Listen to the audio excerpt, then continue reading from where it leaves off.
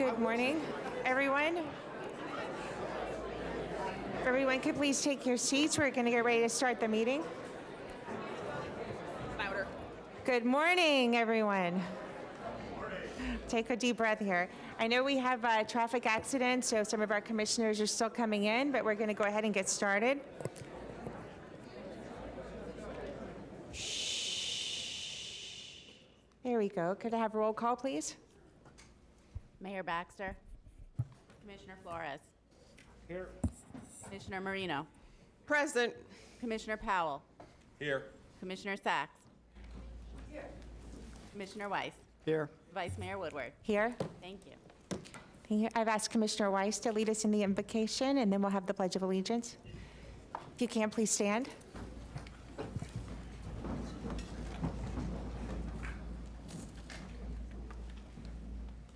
We ask you, God, to bless this meeting of people who earnestly desire to do their work in the best possible way, to benefit those we serve, and to leave our children a better world. Please give us the wisdom and vision to plan adequately and act correctly to achieve these ends. Amen.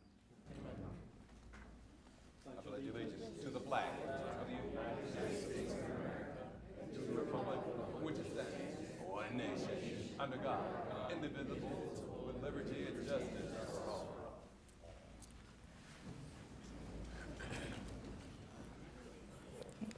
Thank you. Do we have any additions, deletions, or substitutions to the agenda? We do. Thank you, Madam Mayor. On page 18, 3C6, we have a revised summary. On page 19, 3C7, we also have a revised summary. On page 90, 4J is a deletion. And on page 96, 6B2 is a revision. Thank you, Madam Mayor. Okay, thank you. Can I have a motion for the adoption of the agenda as amended? First by Commissioner Sachs, second by Marino. All in favor? Any opposed? See that that passes 6-0.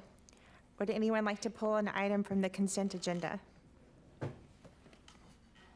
No. Okay. I would actually like to pull item 3D3 on page 23. Any other members? Okay. Could I have a motion to approve the consent agenda? Commissioner Flores first, Weiss second. All in favor? Any opposed? See, that passes 6-0. All right, we will take the item before special presentations, page 23. On 3D3, so my question for the attorney was, I see that this firm has already spent the approved amount, and we're in a lawsuit with the FAA, I believe, at this point. And I wanted to know, what is our litigation strategy with respect to the lawsuit and the future expenses to add $300,000? So just first off the bat, I just want to make clear that the contract was for general aviation services from the outside counsel. And it always existed, but when the lawsuit was initiated for the TFR, that's what exhausted the $300,000, so to speak, the greater part of $300,000. With respect to our litigation strategy, that's not something I'm at liberty to discuss publicly. I could always set a shade meeting to discuss the strategy with the board regarding litigation expenses if the board wishes to have that. I'll go ahead and make a motion that we schedule a shade meeting. Okay, we have a first from Commissioner Marino to schedule a shade meeting so that we can discuss this item. To discuss the actual The strategy litigation. for the expenses that are being requested, we would need to have it. If you want to, I can bring a shade meeting to discuss litigation strategy regarding expenses, if that's what you want. Yes. Okay. Okay. Okay. Do I have a second?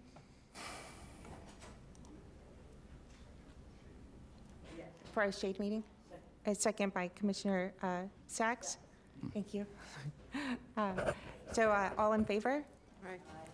Any opposed? See that that passes 6-0, so we would be postponing this item for a shade discussion and then bring it back. Okay? So with that, we will move on to special presentations. My determination.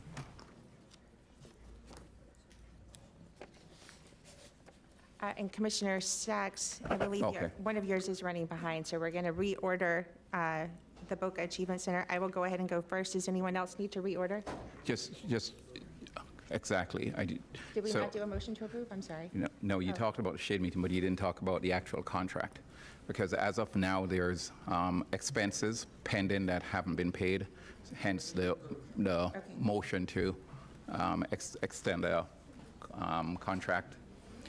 Okay, so we have a motion to approve by Commissioner Flores, second by Commissioner Weiss. All in favor? Any opposed? See that that's 6-0. Okay? Yeah. All right, now we'll move on to special presentations. All right, does anyone else know that they have people that need to reorder? All right, so right now, the only one that we're going to reorder is C. We'll move that one down to the end. I will go ahead and go first with mine, and we'll just go in order of what's on the agenda. So you're next.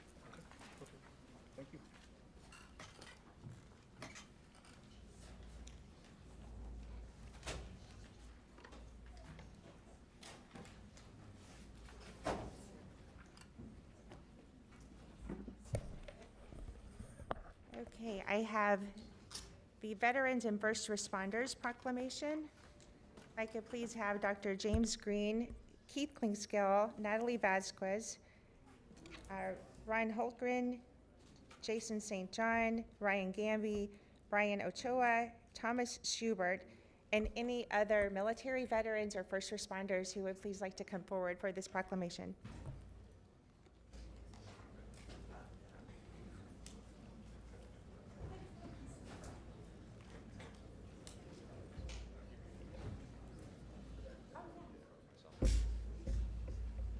That includes our administrator and Commissioner Flores, too, if you'd please like to join. Yeah, down here.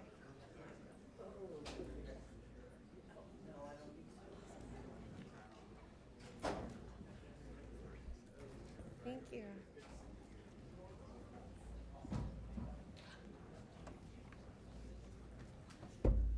There's a good-looking group of people here.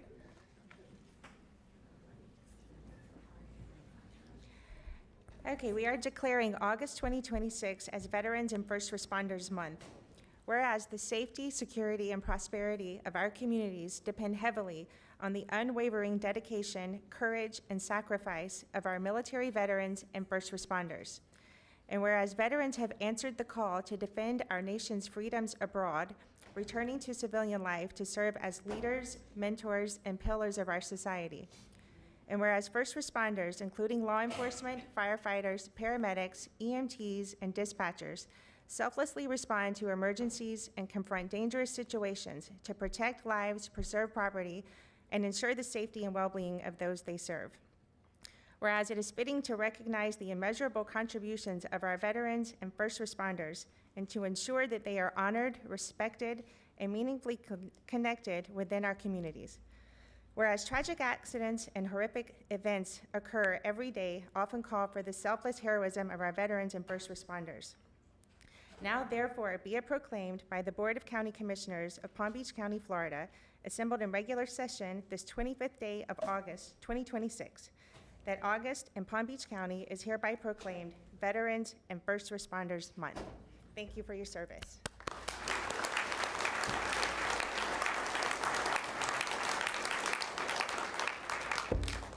My name's John Schrei, United States Marine Corps. I was just asked to speak, so pardon me.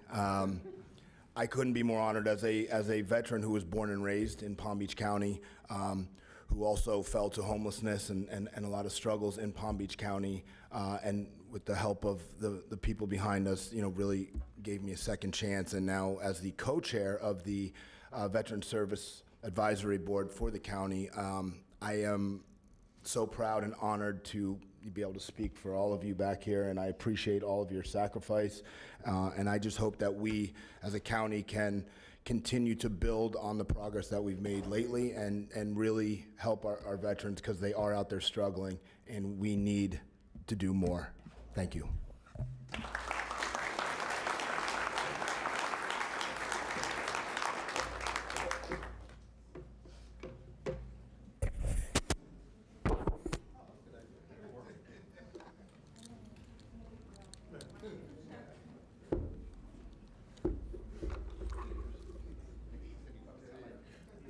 while they take their picture, I'd like to have the Mayor, Doug Lawson, Police Chief Michael Coleman, Jamel Stewart, Clean and Safe Water Manager, or Clean and Safe Manager, Jadelle Merzius, Executive Director of the Riviera Beach Community Redevelopment, Kashamba Miller Anderson, Riviera Beach Councilwoman, Javon White, and all members of the Riviera Beach team who are here to recognize this proclamation for Riviera Beach as an all-American city.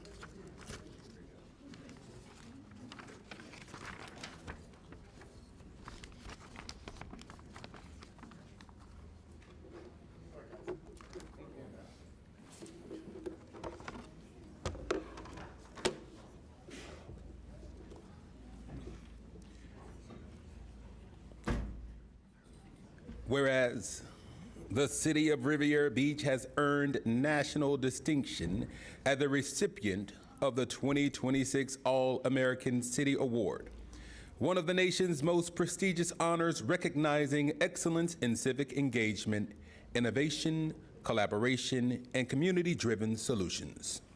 And selected from more than 1,700 applicants and among only 20 finalists nationwide, Riviera Beach proudly represents Palm Beach County before a panel of distinguished civic leaders during the National Civic League's annual competition in Denver, Colorado. This remarkable achievement reflects the city's unwavering commitment to empowering residents, strengthening neighborhoods, and building partnerships that improve the quality of life for all who call Riviera Beach home. And whereas the National Civic League recognized Riviera Beach for 3 exemplary initiatives: the Riviera Beach Youth Council, which develops the next generation of civic leaders; the Citizens Leadership Academy, which equips residents to actively participate in local government and community decision-making; and the Neighborhood Reclaim Home Rehabilitation Program, which helps seniors and longtime homeowners preserve safe and affordable housing. And whereas these innovative programs exemplify the power of civic participation by creating opportunities for youth, adults, seniors, businesses, nonprofit organizations, and community partners to work together toward meaningful and lasting change.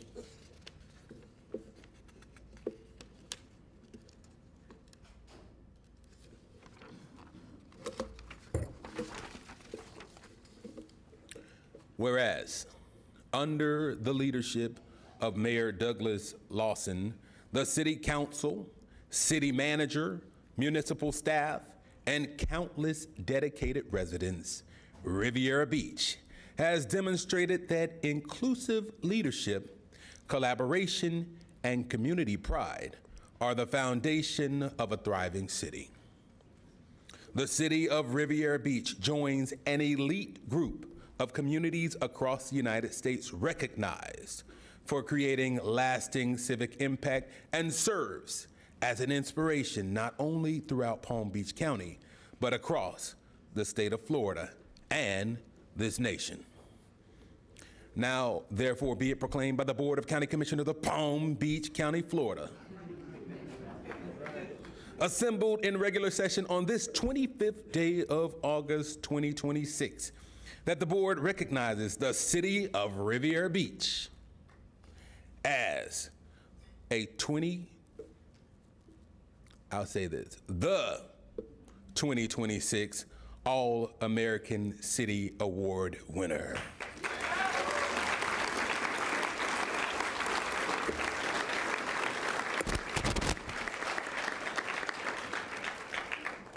Proud to be a native of Riviera Beach, I will pass the microphone to someone who is a graduate of the class of 1999. Different school, but we went to elementary together. The Mayor, Douglas Lawson.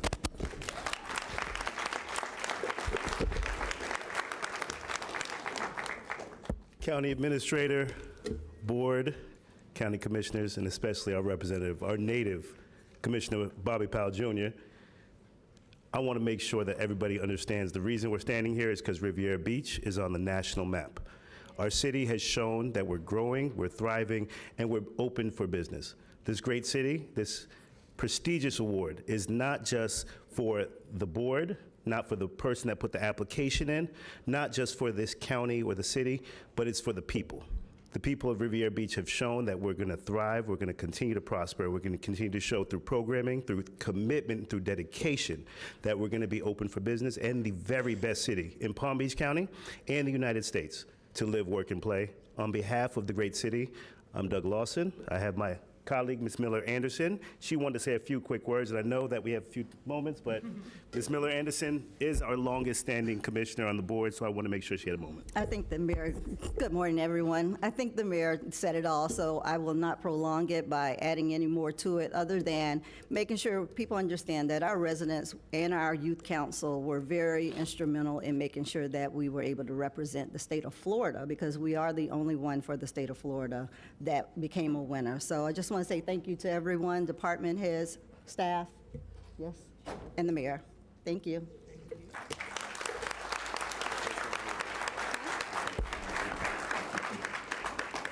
Amongst others, I do recognize Police Chief Michael Coleman, Councilwoman Priscilla Penier, Deputy Chief Nate Gordon, and all the members of the team, the clerk, Deborah Hall, and all the members of the Riviera Beach team. Thank you.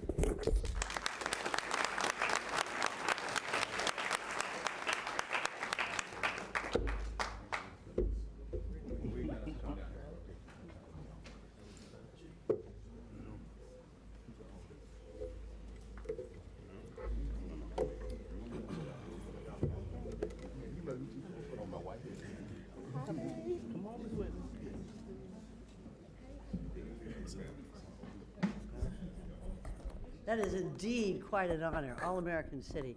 Really, really proud. But now we're going to go into something that's a little more, this is a little fun. And that is, this is all about animal rescue. And you know we got a group of little puppies there in the back. Are so cute, oh my God. I would love, it is my great honor and privilege to bring up Peter J. Torres, president of Justin Bartlett Animal Rescue. Come on up. And his great companion, Lulu. And we have some puppies as well. So let me call the people up first. You can bring the puppies with you. If I could have Janet Diamond, the director, Donald, no kidding, Wolf, the director. You were born to do this. If I could have Heidi Martin, Brian Kozak, Karen Puentes, Fidel Torres, Joanna Maud, Michael George. These are not the puppies' names. These are the people's names. Michael George, Nikki Stinson, Walter Imperatore, Sandy Metzi, and also all the staff. Come on up, and let us honor you and what you do. Oh, these guys are so cute. Oh my God. Okay, Lulu, take it easy. All right, now we're going to declare August 25th, 2026 as Justin Bartlett Animal Rescue Day. Whereas Justin Bartlett Animal Rescue was established in 2012 in memory of Justin Bartlett, whose compassion and love for animals continue to inspire all of us. This organization was founded by a dedicated group of animal welfare advocates, including their longtime leader, Peter J. Torres. Vision and commitment have helped transform the lives of thousands of homeless, abandoned, and neglected animals. These guys look pretty happy today. Look at that. This animal rescue has rescued and provided second chances. You ready for this statistic? 15,000 animals through foster care, adoption services, medical treatment. And they recognize the critical need for affordable veterinarian care. So they established this hospital and low-cost clinic in 2015, affording accessible veterinarian care, preventive surgeries, spay and neuter surgery to all pets in the community. And whereas the rescue's dedicated staff and volunteers, is that Lulu? God, she wants to run for office there. Look at this. Yeah, they have veterinarians, they have supporters, they work tirelessly to reduce pet homelessness and to make sure that we are our responsible pet owners. So whereas Justin Bartlett Animal Rescue and its low-cost clinic have become a vital community resource, improving the welfare of animals everywhere throughout this county. So we, on the Board of County Commissioners, recognizes Justin Bartlett Animal Rescue for its unwavering commitment to animal welfare, compassionate service, and lasting contribution to improving the lives of animals and the families who care for them. Now therefore be it proclaimed by the Board of County Commissioners of Palm Beach County, assembled in this session on the 25th day of August 2026, that this day in all of Palm Beach County is hereby proclaimed Justin Bartlett Animal Rescue Day.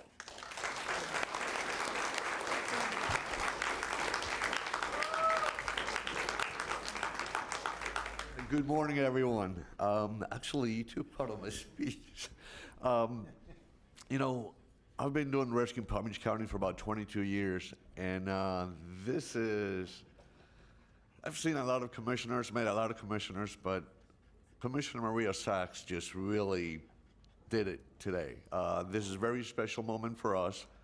On behalf of the rest of the board, the volunteers, staff, and most importantly, those animals that we rescue every day, I'd like to thank Commissioner Maria Sachs for this special proclamation.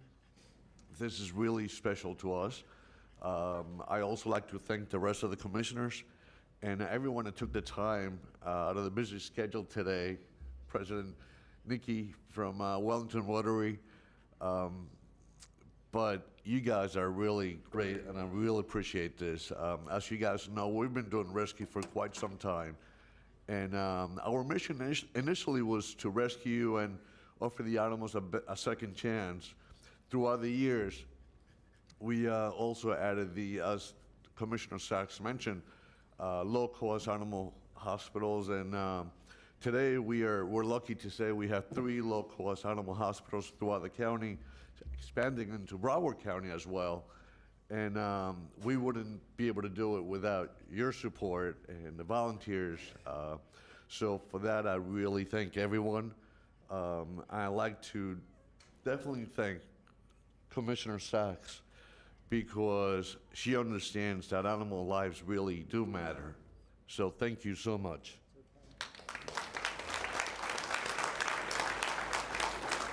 If I could, Commissioner Powell, let me just tell you a quick story. About 2 weeks ago, there was a couple, a very young couple, and they were being evicted from their apartment, and they had a dog, big dog, but he kept in a cage because the landlord wouldn't let him out, didn't want him around, and didn't know what to do with this. He was a big dog. So I called over at Justin, I talked to Torres. They took him immediately, gave him medical care, and it made such a difference to all of us. You know, it's one thing to hear about these things, but another thing to know that this one dog has now been saved, and that young couple is in tears knowing that their animal is being taken care of. So thank you for all you do, sir. Thank you. Okay.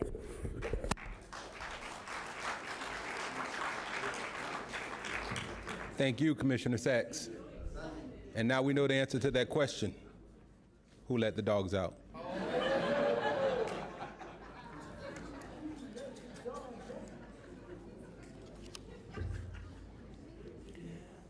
While they take their picture, ladies and gentlemen, this is a proclamation of the Board of County Commissioners of Palm Beach County, Florida. This proclamation will require me to ask to come up Ms. Keely Gideon Taylor, the president of the Black Chamber of the Palm Beaches. Trinette Morris, of Trendy Gourmet Cafe. I want some trendy. Bruce Lewis, LB Limited and Associates Incorporated. And Kenyon Link, Keen Ideas. And there are other members who are here to celebrate National Black Business Month. Please come up.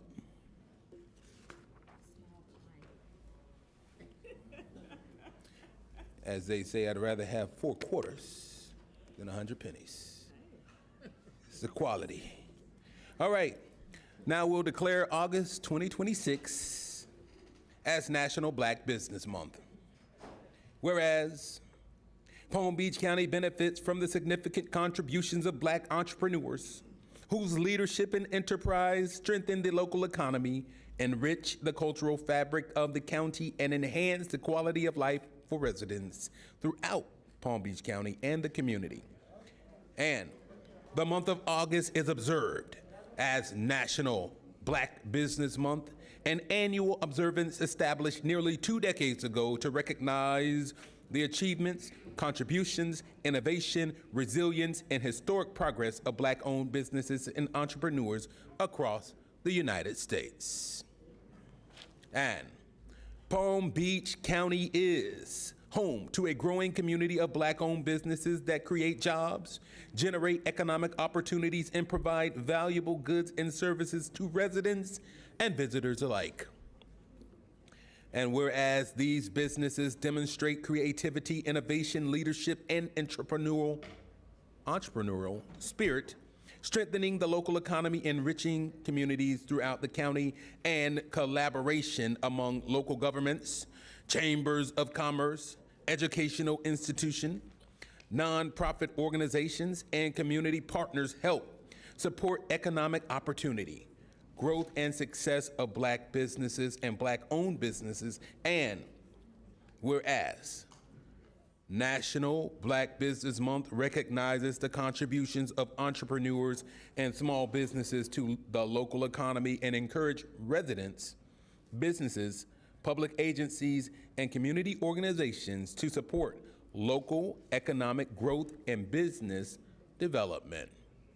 And Palm Beach County recognizes the vital role Black-owned businesses play in strengthening the local economy, creating jobs, expanding opportunity, and contributing to the county's continued growth, prosperity, and resilience.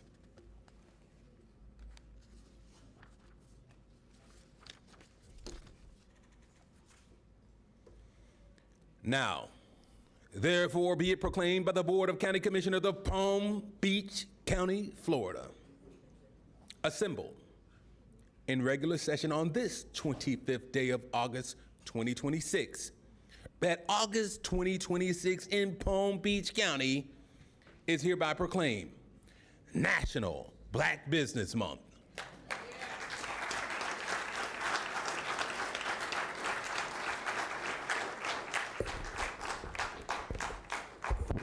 Good morning. My name is Keely Gideon Taylor, and I represent the Black Chamber of Commerce of Palm Beach County. And while our representation is small, we are very mighty, as is our chamber. National Black Business Month was started in 2004 to acknowledge the contributions of the 3 million Black-owned businesses in our nation. Here in Palm Beach County, we are proud to serve just under 500 members, where our mission is to support their businesses and help them grow. We are thankful to the commission that, and also to the county, that we are able to partake of those resources to help our members. I'm going to invite my past president, Mr. Bruce Lewis, to say a few words. I'll keep it real brief. I'm one of the founding members of the Black Chamber of Commerce. We're delighted to receive this proclamation from Commissioner Powell. And Commissioner Powell, I must say, you be doing the most with your proclamation, sir. So we appreciate that flair. and that vigor. But we'd like to thank the County Commission, Palm Beach County itself, our membership, our board, for being committed to Black-owned businesses. Thank you.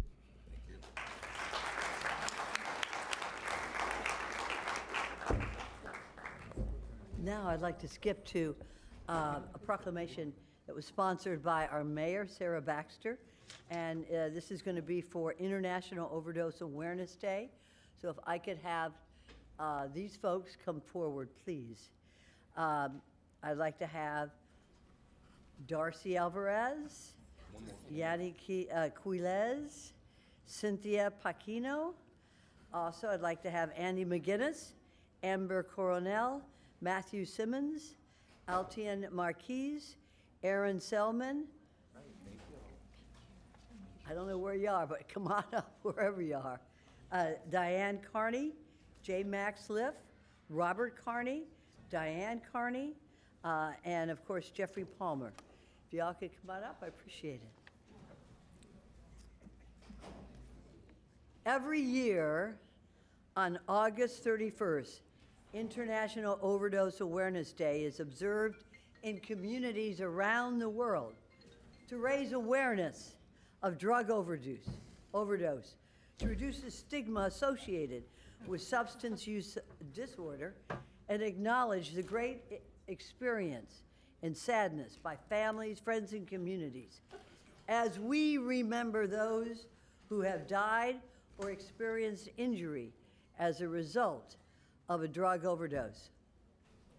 Substance use disorder, and this is interesting, I want everybody to listen up to this, is recognized by the American Medical Association as a disease of the brain. It's a disease of the brain, and by acknowledging those who have been affected by substance abuse disorder, to help raise public awareness of its impact and have greater compassion and understanding. Fentanyl overdose is the leading cause of death for Americans aged 14 to 45 and surpasses every other cause of death, including car accidents, suicide, and homicide. This underscores our need for understanding, compassion, and prevention. Whereas Palm Beach County Board of County Commissioners has expanded investments in prevention, treatment, recovery, support services. And all of this is done with the volunteers here today.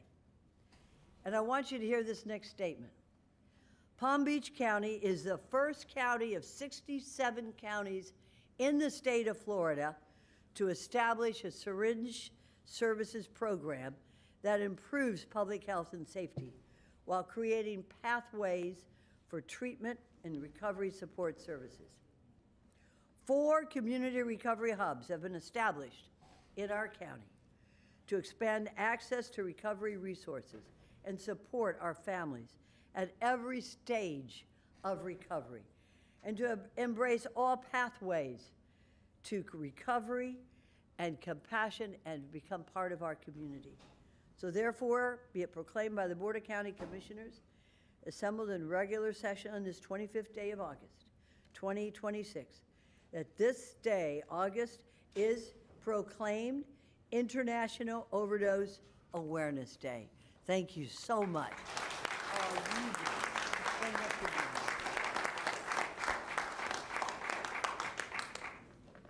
Hey, y'all, thank you so much for this. Gosh, I didn't know I was going to say anything today, but yeah, you know, the hub has expanded in Palm Beach County. I just want to thank everyone for supporting us. You know, we had the largest epidemic of opiate. You know, we had a lot of stuff go on here, and the response has just been amazing from this community to combat it. The numbers are going down, and we're succeeding and we're winning. And today we actually have we brought a bunch of participants who have benefited from the hub with us today. So that's the crew you see in front of you. And yeah, I want to hear from them. You know, I'm the president of the board. You know, it's a volunteer position. I do this because I love recovery and I want to support those people that and give them the same chance that I had to find recovery myself. And that's what we do. We're a ground-up organization, so we have leadership teams at every site that reflect the needs of that individual community. Our newest location being Riviera Beach. It's been amazing. But yeah, I want to hear from participants. So who do we have who wants to share?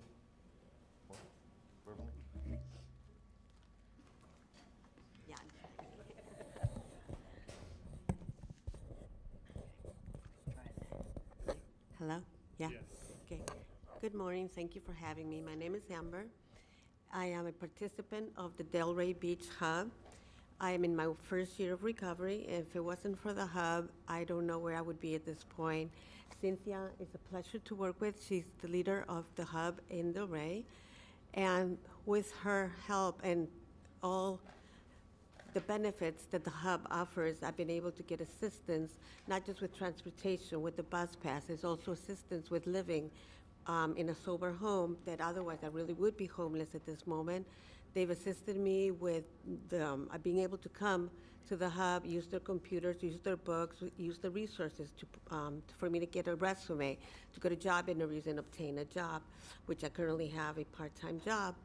And it's a place of kindness, a place of love. It's a place where I can go and talk to any of them, the peers, of my needs and what they can do for me. And in return, I, participate to get better. There's a lot of people in recovery, as myself, that can really benefit from the services that the hub has to offer in order for us to be integrated back into the world and succeed in our lives. So that's it. Thank you. Good morning.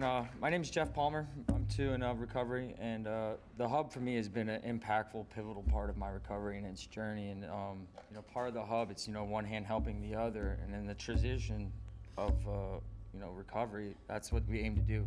One addict helping another addict, and so I'm no longer a person receiving that hand, and now I'm a person giving that hand to the next person, pulling them up. And that's what the recovery community of the hub's all about, one person helping another, because we've all been in that position and we all know how to get through those experiences. And it's just been a major impact in my life. And so now that they put me in a position to be of service, it gives me purpose, it gives me community, it gives me connection. Addiction isolates, recovery connects, and it trickles down into our families, into our jobs, into our community. And it's been a beneficial impact, not only in my life, and it was something I said in treatment when I left treatment. If we can one person help, one person, we can't measure that ripple effect of what it has. It's unmeasurable. So the ripples are just going, and I love to be a part of this community and this organization and just seeing how much more we can benefit this community. Thank you.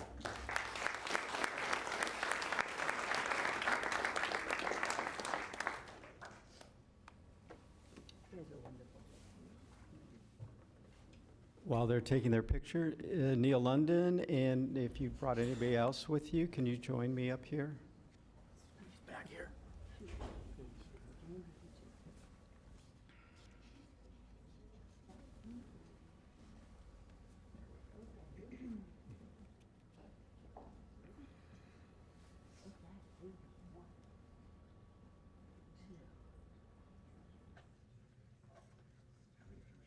Good morning. Well, I get to say, ladies and gentlemen, start your engines, because we are declaring January 3rd through the 10th, 2027, as Supercar Week in Palm Beach County. Whereas each January, Supercar Week places Palm Beach County on the map as the top travel destination worldwide for auto enthusiasts, stimulating significant economic impact throughout the region.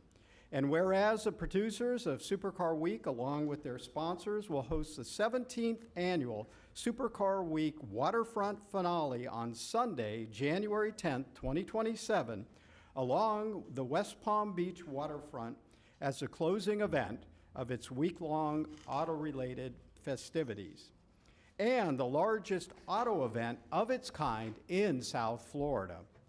Supercar Week celebrates the art and technology of speed, design, by displaying hundreds of significant cars in a variety of categories and events.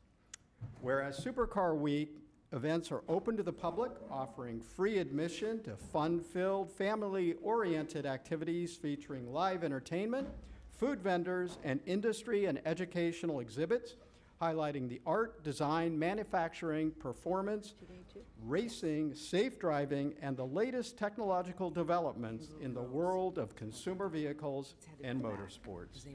Supercar Week is supported by Palm Beach County, the City of West Palm Beach, Discover the Palm Beaches, Palm Beach County Film and Television Commission, Palm Beach County Sports Commission, West Palm Beach Downtown Development Authority, National Polo Center, Palm Beach County Sheriff's Office, and numerous luxury and exotic auto brands, car clubs, and many local and regional sponsors.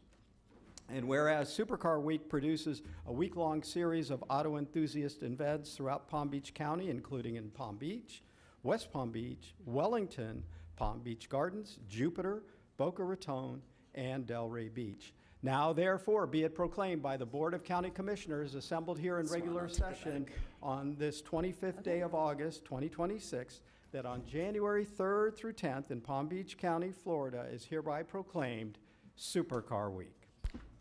There you go.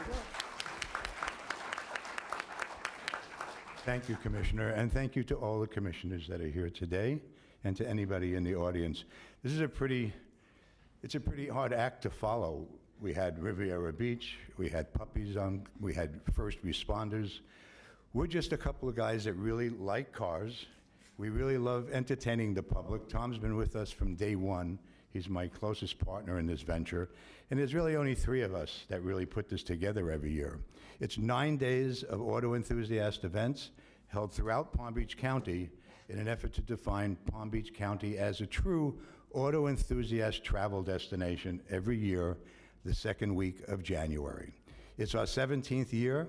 I hope everybody gets a chance to go to supercarweek.com, see what we have in store for you this year.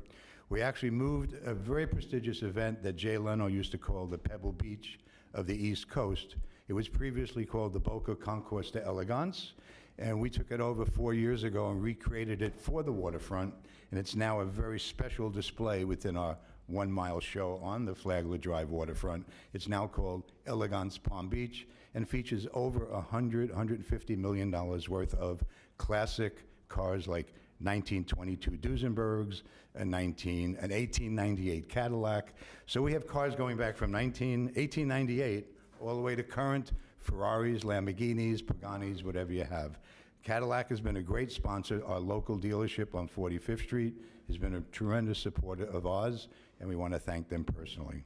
Thank you, Commissioner. Thanks for having us here today. Tom, would you like to say anything? He's good. All right. Okay, I'll take a picture with us. Can I see your Corvette, though? America's car, right? One moment. Commissioner Sachs, Marino? before you go, I just want to do a shout out to Kyle Kirkwood. Since we're talking about cars, the Freedom 250, which just happened in Washington, D.C., was won by Kyle Kirkwood, who is a resident of Jupiter, Florida. So we have a local boy who won a very prestigious race. So let's keep our cars going. Thanks. While they're starting their engines, I'd like to declare August 25th, 2026, as Daughters of the American Revolution Day. And if I could have come forward Donna Vantron, President of our council of Palm Beach, and Sally Nemes, who's the second Vice President. And I think we have some other folks too. So I'll have you identify yourselves after we give the proclamation. The Daughters of the American Revolution was founded in 1890. It's a nonprofit, non-political women's service organization dedicated to historic preservation, education, and patriotism. Whereas the dedicated members of the local Daughters of the American Revolution chapters here in Palm Beach County, they have served our community through volunteerism, support for veterans, and I see you at all the veteran events, promotion of American history, and scholarships, literary programs, and recognition of outstanding citizens. Whereas together with the Florida Regions Council of the Palm Beaches, these daughters share a common bond of lineal descent from patriots of the American Revolutionary War, ascribing to the motto, God, Home, and Country. These members' unwavering commitment to service strengthen our community and preserves our nation's heritage for future generations. The established council will celebrate its 65th anniversary in January 2027, and together with numerous Daughters of the American Revolution chapters serving communities throughout the country, will continue to commemorate America's 250th anniversary. Now therefore be it proclaimed by the Board of County Commissioners assembled in regular session today, that today, August 25th, 2026, in Palm Beach County is proclaimed Daughters of the American Revolution Day. Congratulations.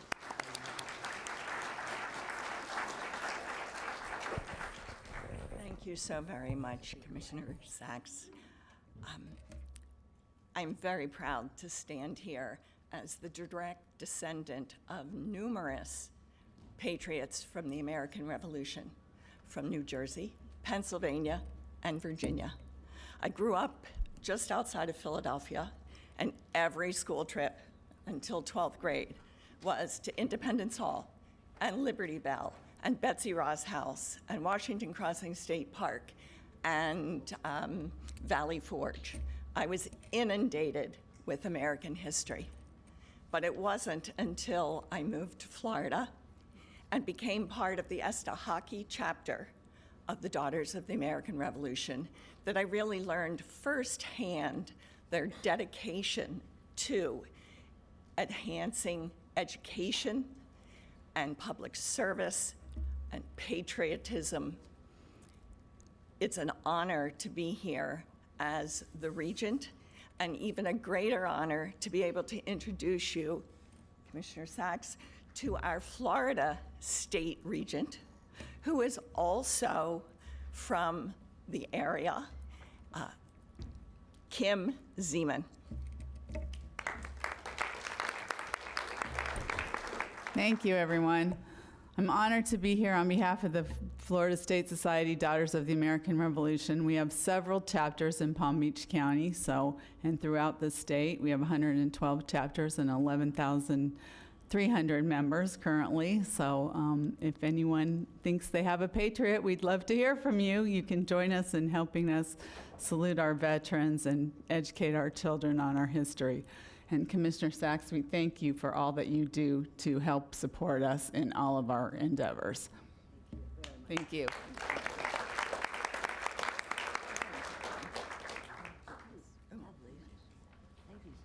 All right. And while they take their photograph, I am going to invite some of my, well, first of all, we are declaring Back to School Month, our favorite month of all year, where we get to send out our little ones to schools.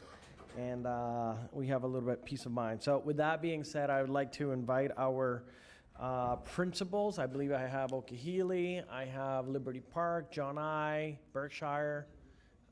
If there's any other school principals, teachers in the room, please come forward. Also would like to recognize our Office of Community Revitalization, the Education Foundation, and the United Way of Palm Beach County for everything that you guys do. Yeah, and our school board members, absolutely. I'm sorry about that. I didn't see you. All right, so whereas we are declaring August 2026 as Back to School Month, whereas education is the foundation of a strong community that provides children and young adults with skills and opportunities needed to succeed throughout their lives. And whereas the start of a new school year marks a time of growth and learning for students and educators throughout Palm Beach County. And whereas the school district of Palm Beach County and Palm Beach County School Board, together with teachers, school administrators, parents, guardians, volunteers, and community organizations, work to create a supportive and safe learning environment where every student can reach their full potential. And whereas Palm Beach County Office of Community Revitalization, the Education Foundation of Palm Beach County, and the United Way of Palm Beach County support students and families with with school supplies distribution, back-to-school events, and other resources that help children begin the school year prepared and confident.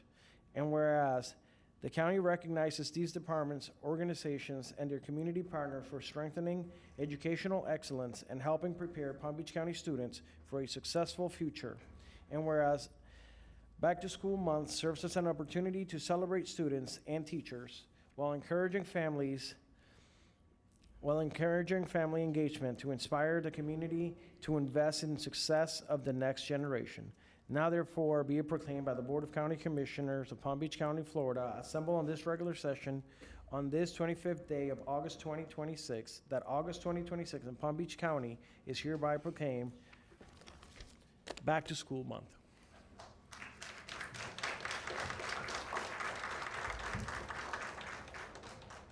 Do we want to have one of our school board members speak, and then maybe one of my principals?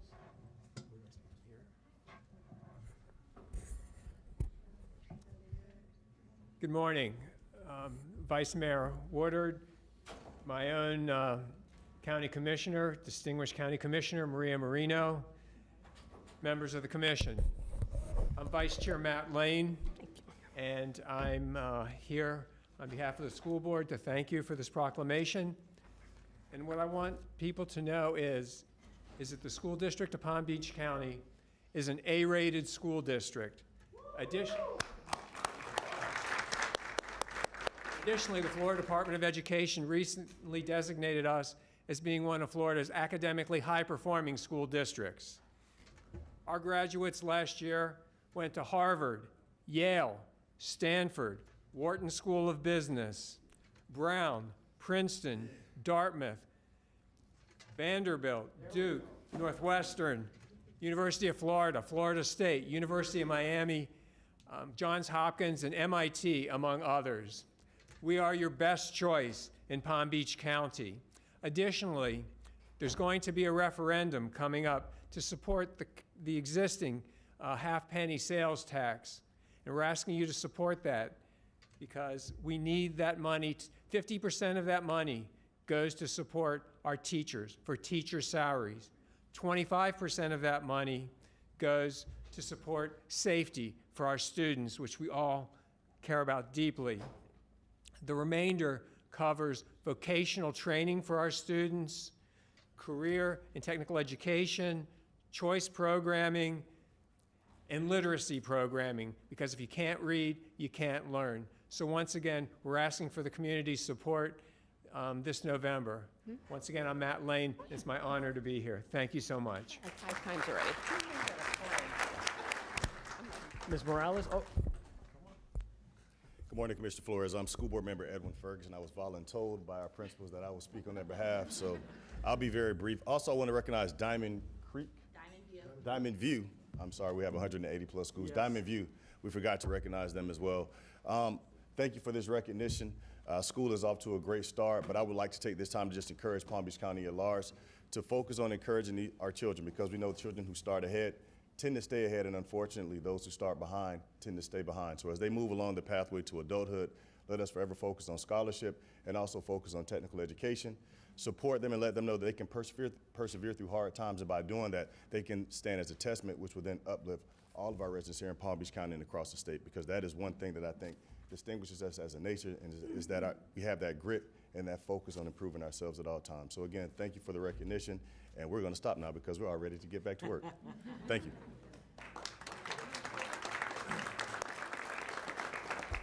James Gavrilis Education Foundation, along with Teresa West, Matt Papasik, and Matt Lane, who's one of our board members. And this recognition is about Palm Beach County and its generosity and its commitment. As you know, the Education Foundation is the foundation for the district. In addition to providing nearly $3 million a year in grants, last year alone through our Red Apple Supplies, we distributed $1.6 million in school supplies. But just in the past 3 weeks, Palm Beach County stepped up. And gang, this group produced 36,707 fully stocked backpacks to 56 of our school district's Title I schools. Virtually every company and a number of administrators in government were there packing backpacks. And it was our honor to partner this year with Houston Tate and Ruth and the Community of Revitalization with their backpack distribution at the Convention Center with the Spirit of Giving down south, But again, just the foundation alone distributed 36,707 backpacks. And because Teresa West can't say no, this year we're preparing 40,000, which means Bobby will be doing 42.5. This is about Palm Beach County, Mayor Marino, and about what this community does when it steps up. Thank you to the Commission for recognizing Palm Beach County as the most generous, committed education county in the state of Florida.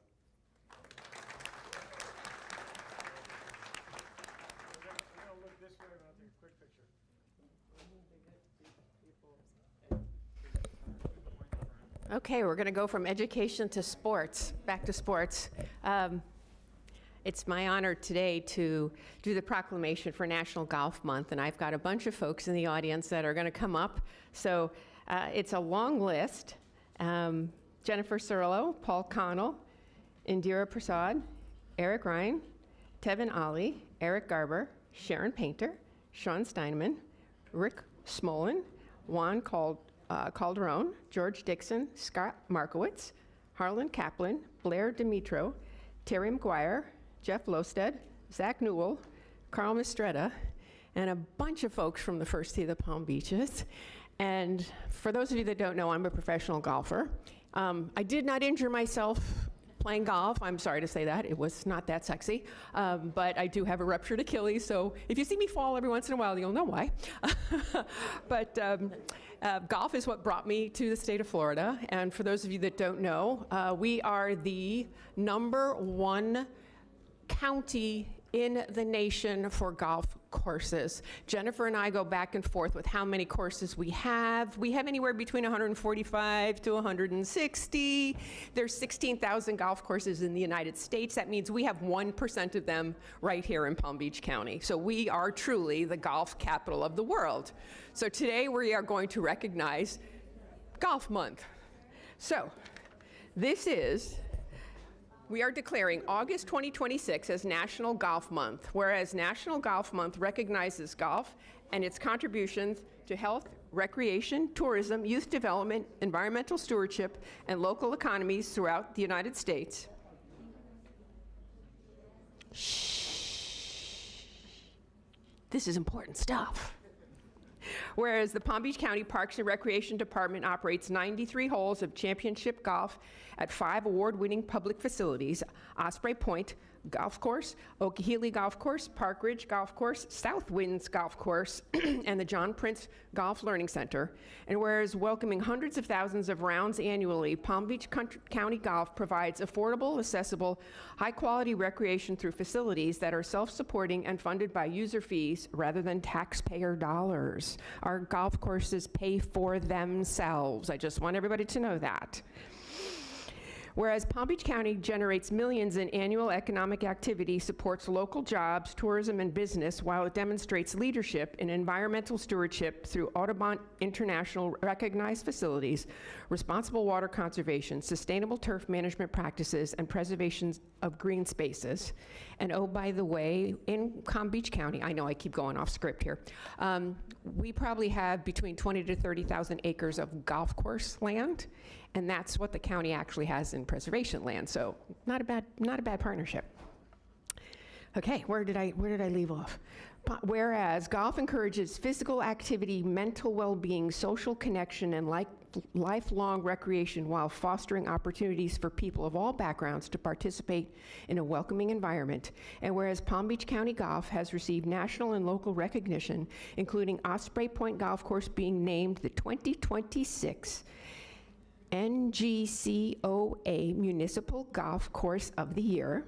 South Winds Golf Course earned 2 Audubon International BioBlitz Community Engagement Awards, and the John Prince Golf Learning Center receiving the Best Local Sports Attraction 2026 Palm Beach Post of Palm Beach County Community Choice Award. So now therefore be it proclaimed by the Board of County Commissioners of Palm Beach County assembled in regular session this 25th day of August, that August 2026 in Palm Beach County is hereby proclaimed National Golf Month. And I do want to say something else. So we'll take a picture in a second, but the first tee is here with us today, and I'm going to read you something. Honesty, integrity, sportsmanship, respect, confidence, responsibility, perseverance, courtesy, and judgment. Those are the 9 core values of the first tee. They don't just make you a better golfer, they make you a better person. And they're a wonderful partner with Palm Beach County and our golf courses. And I would be remiss if I didn't recognize the First Tee for all that you've done for all of our youth in our community. So thank you. So who gets the mic now? I do want the First Tee to talk about themselves. They're amazing, and we partner with them in Dyer Park. A lot of folks don't know that. You can find the First Tee there. The programs they do, not just for youth, but for folks of differing abilities and our veterans, is incredible. And I think we could all learn those life lessons that are at their core. I do want to be remiss if I didn't thank our golfing public for supporting our public golf courses in Palm Beach County, our self-sustaining, award-winning golf courses. We're really grateful for our public and all our golf professionals and volunteers that make everything behind the scenes work. Thanks for all our staff being here today. And I'm going to turn it over to the First Tee. Thank you. Thank all of you. Commissioner, I disagree. Golf capital of the world. We're golf capital of the universe. So it's an incredible sport, and it touches so many lives in Palm Beach County. All of the other groups that presented, we're partnered with the school district. We're partnered with United Way, serving the vets. With the school district and Riviera Beach, we'll impact over 2,500 kids in First Tee programs this year. With the veterans, it'll be over 500, and we also serve people with special needs, over 700 through First Tee. So that's awesome to see all those other groups that we actually kind of partner with. Savannah, one of our staff members, used to work for Justin Bartlett, and Chelsea won the Daughters of the American Revolution Award. So we had a lot of touch points with these other groups. As she said, we're in a county park, so we're partners with the county, and it's awesome. And we're at Park Ridge, and we've got coaches there as well, and coaches here from Park Ridge. So the relationship with the county and golf in the county is so important. The economic impact is so important. But what First Tee does, and with the help of the county, we're able to use the sport to impact the lives of so many people in Palm Beach County. Thank you for this. I'm going to come with you. You're going to stay there? No, I'll come down. Okay. You good? Yeah. Here we go. Where's the proclamation? I got it. We'll get that. Oh, I don't need that. Okay. All right, come on over. All right. Come on. Come on in. You're getting around pretty good. I just fell, but you know. Yeah, but you're a little fast on that scooter. We didn't notice. Yeah. Come on in. Anybody who wants to be in the picture. Come on, guys. Good. Tighten it up, everybody. Hide the cast. You stay there. Hide the cast. We'll come closer to you. You go in the front. Come back. Pretend we're in an 8-person car. Come on, Henry. Yeah. Come over some more. Yeah, we've turned a cart into a fire truck. Everybody's hanging out. Come on in front. There you go.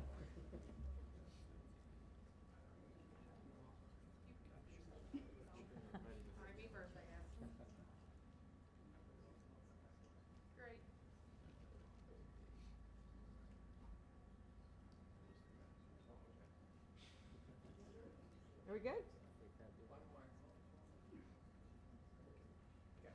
All right. Thank you for being here. Thank you, guys. Yeah, I was going to say, so There she you can go. turn around. How you doing? Good. Good to see you, Commissioner. I think I need both crutches. Yeah, you got to jump up the step.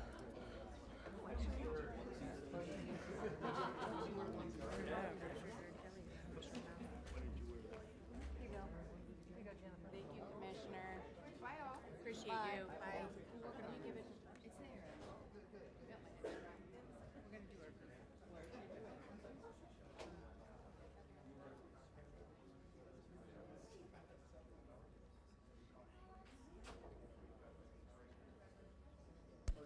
It's there. That one got moved, I forgot. Okay. Okay. Happy Proclamation Morning, everyone. So we will be moving on to, we need proof of publication for our public hearings. Second. I have a first by Commissioner Weiss, second by Commissioner Powell. All in favor? Aye. Any opposed? See that passes 6-0. We will move on to item 5A1, fire rescue.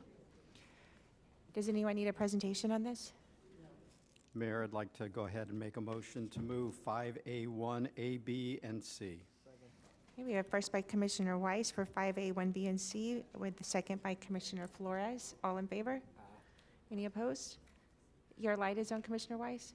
Here. Nope, I'm Oh, okay, thank you. And we have no cards, right? And no cards. All right, good to go. 6A1, Commissioner Weiss, your light. Yes, Mayor, I'd like to go ahead and make a motion to move items 6A1, A, and B. I have a first by Commissioner Weiss, second by Commissioner Marino. All in favor?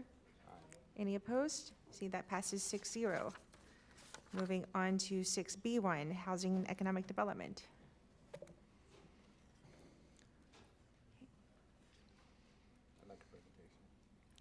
And we do have a request for presentation on this. Sorry?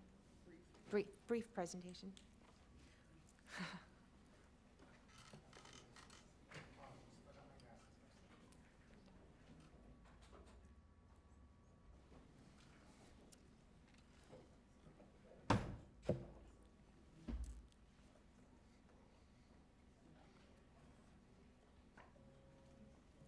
By the way, I'd recognize Administrator Brown to the dais and Attorney Jones for filling in.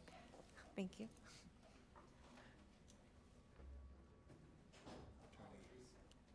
Did I say Attorney Jones? I said Attorney Jones, Administrator Brown. Yes, okay, thank you.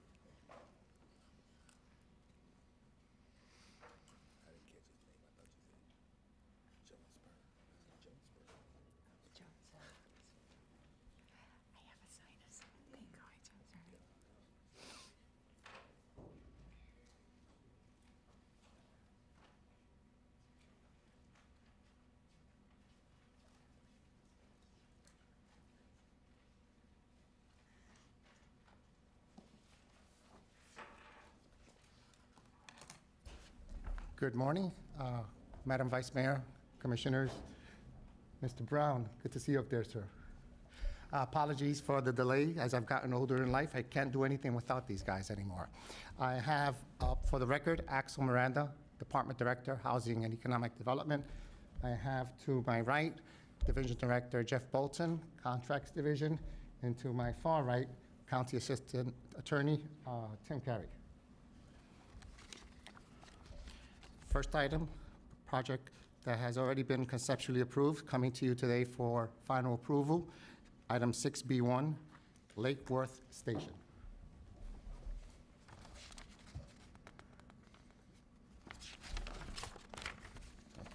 Total amount of the project is $1,059,223. As I mentioned, the project is Lake Worth Station. The developer is Office America Group. Period of holdability 50 years. Total project cost $29,658,278. Total cost per square foot $345. County investment is $81,478 per unit for 13 units. Financial stack, our contribution to this is $1,059,223 for a total project cost of $29,658,278.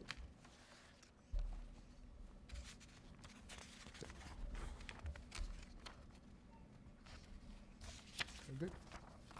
Next one. Huh? Do you want to do all of them together? Madam Vice Mayor, would you like for me to go through all three together or one by one? You can continue with this one, but Commissioner Powell has a slide on. Thank you for that. Maybe I'm missing it. Axel, how many units are in this particular development? This is a total of 91 multifamily housing units, Commissioner. And what's the breakdown in terms of cost for rent? Do you know? Don't you have another slide? Yeah, I think you skipped, there you go. moved past it really There fast. you go. The total cost per square foot, Commissioner, $345.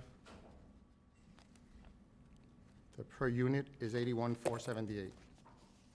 I'm looking, I see units at 1755, 2193, and 2632. However, okay, I see 23 units. Those are 601 square feet. 23 units are at 1755, is that correct? 23 units are at $1755 for the rent. Yes, Commissioner. How many units are at 1638? 1638 would be 5. Okay. Yes. So the studios, okay. Correct. Do we have any, what are they, studios? We have studios, 1 bedrooms, 2 bedrooms, and 3 bedrooms, Commissioner. Okay, and the 3 bedrooms are how much? Under here, we have 3 bedrooms at 120 AMI, 3 units, 3648. Okay. Perfect. And how much is that? What percentage of AMI is that at 3648? I'm sorry, Commissioner, what percentage? AMI is 120. Wow. Okay. And that's only 3 units, though. Yes, sir. There's 23 units that are at, it looks like 23 units. 3,156? 23 units, 3156. What percentage? 2 bedrooms. Those are 2 bedrooms? Okay. What percentage of AMI is that? 120 AMI, sir. 122? That's wow. Okay. And then when I look at the 2006-32, that's 7 units, and that's also 120? Yes, sir. Okay. Yeah, the chart is helpful, but even from here, I'm still struggling to read it. There's gonna be some improvements made to presentations where the county across the board, Commissioner, are gonna be increasing the font.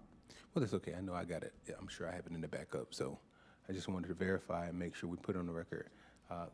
36 for a 3-bedroom is 120 of AMI people. Is that better, Commissioner? Yeah, that's better. Yeah. Okay. I just want to get some of the details out about that. Just reminding people that housing costs in Palm Beach County are still very high. And there's a lot of people or households that don't even make $3,600 a month after taxes. So we've got some real challenges. Thank you for that. This is good. Sir.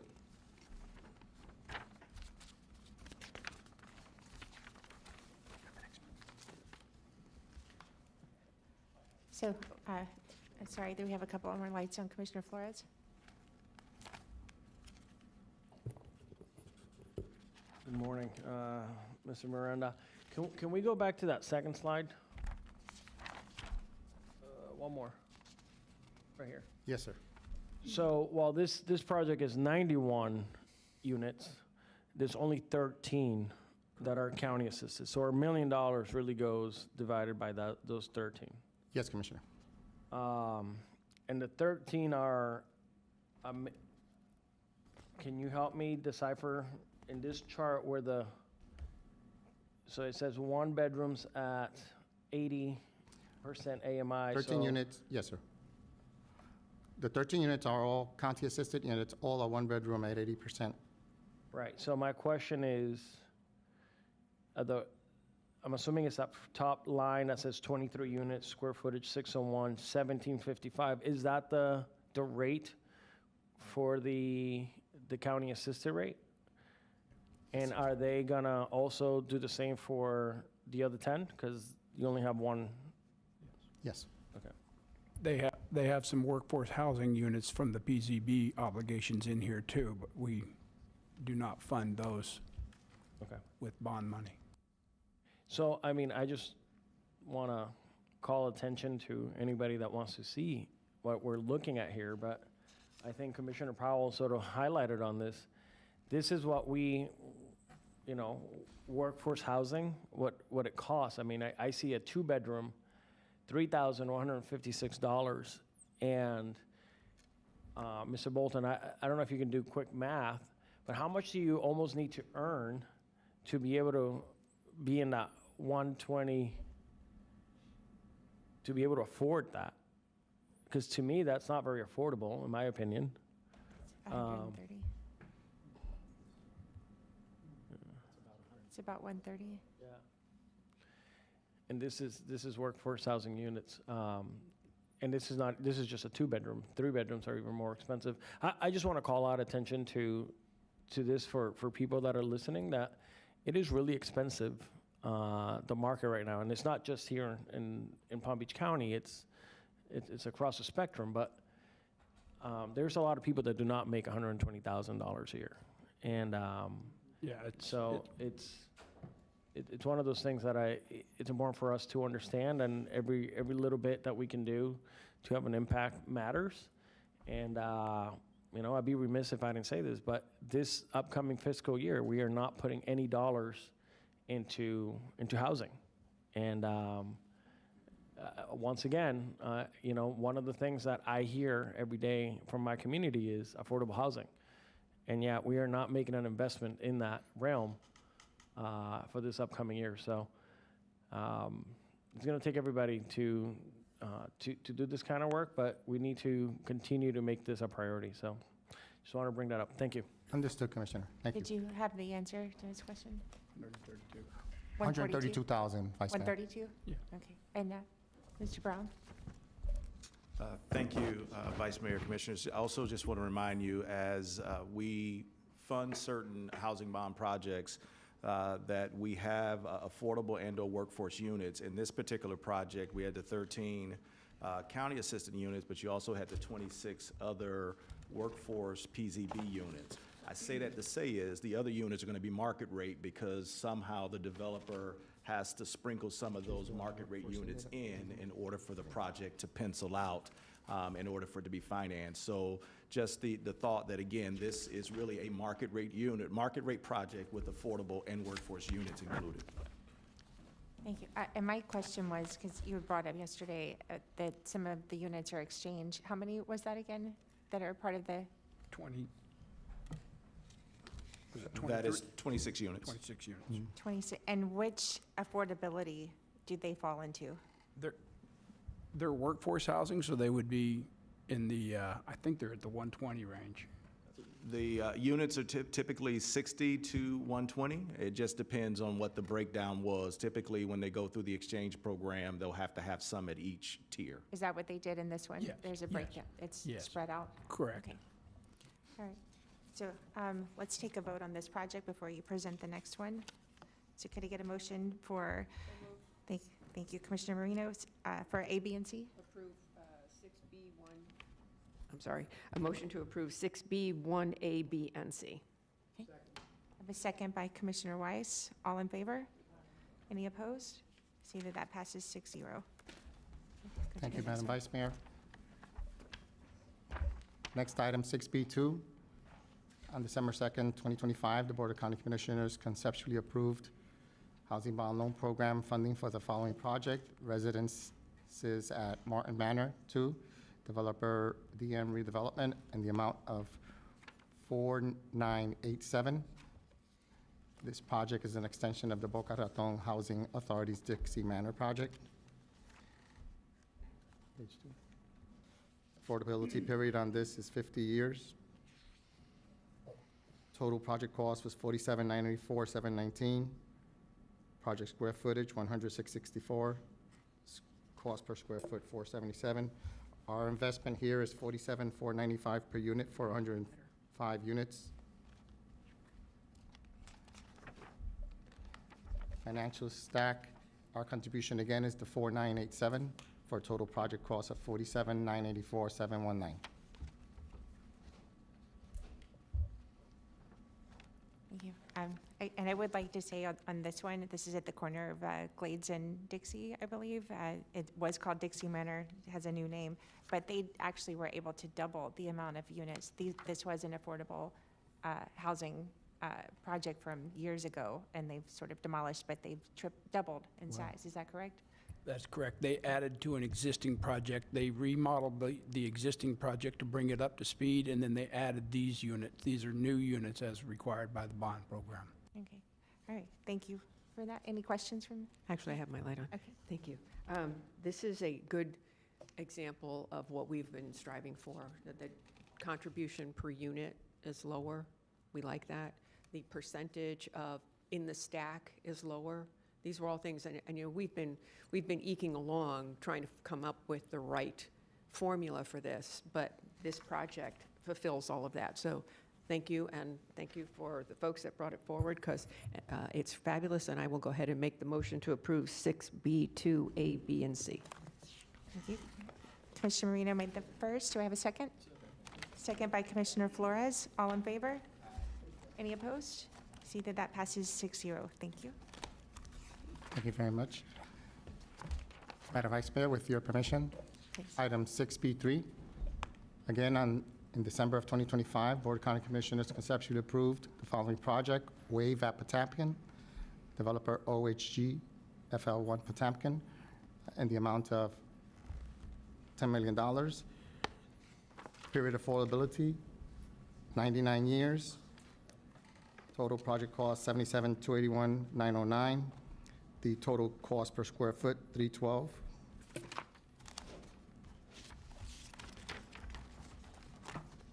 Moving on to the stack, our contribution is the $10 million for a total project cost of $77,281,909. Any questions from the board? I'll go ahead and make the motion to approve 6B, 3A, B, and C. Okay, we have a motion by Commissioner Marino. As second? Second by Commissioner Flores. All in favor? Any opposed? See, that passes 6-0. Thank you very much. Thank you, Vice Mayor, Commissioners. Now we'll move on to intergovernmental affairs, legislative update.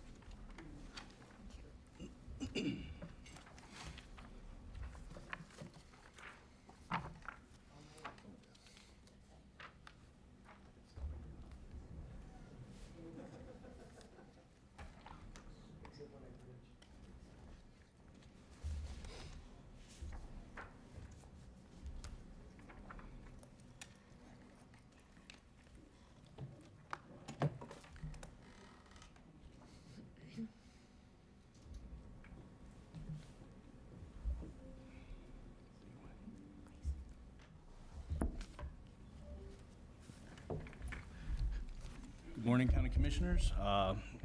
This is Ryan Naddick. I'm the Director of Intergovernmental Affairs. Good morning, Commissioners. Alessandro Margisani, Legislative Director for the county. Frank Morley, Assistant County Attorney.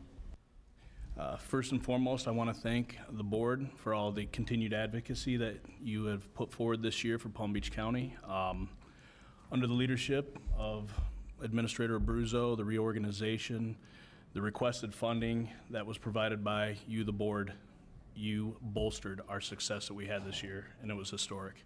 And with that, I'm going to ask Alessandro to go forward with our legislative update. Good morning, Commissioners. This year's session was another historic long session. It was the longest session in record, beating last year's record by 137 days in total. Almost 2,000 bills filed, a little over 200 bills passed in total. We were all up in first 2 days of session for Palm Beach County Days, and another historic session for Palm Beach County. Some of the major issues that occurred during this session, in addition to the regular session, we had multiple special sessions as they couldn't pass a budget within the 60 days. One of the special sessions addressed property tax reform. What ultimately the legislature passed and the governor signed into law, well, the governor signed one of the bills into law, the other one was a joint resolution, was it'll be placed on the ballot in November 2026. It'll increase the homestead exemption to $150,000 next year and $250,000 the following year if it passed with 60% of the voters' approval. In addition, it restricts local government funding to what they define as core services. That includes public safety, public education, infrastructure, road projects, the environment, pension obligations, bonding, as well as core services that you approve as a local government and for your constitutional officers. In addition, it restricts the cap on non-homestead from 10% down to 5%. And if you are a new resident in the state of Florida, you have to wait 5 years in order to take advantage of this benefit. And the other bill is more administrative. It sets the maximum millage to 10% above the rollback rate. And now to go above the rollback rate, you need a supermajority vote. As we, our property appraiser has estimated the property tax amendment, if it were to pass, would have a $324 million fiscal impact to the county in 2028. Some of the other major issues tackled during this session include the congressional redistricting, our new congressional map. There were two major changes. One, there is a congressional district, CD22, which goes across Lake Okeechobee from western Palm Beach County into Collier County and down into Broward, and in a tri-county district along the coast from Delray down to Miami Beach. Those are the major changes to the districts. The other two just stayed more or less the same.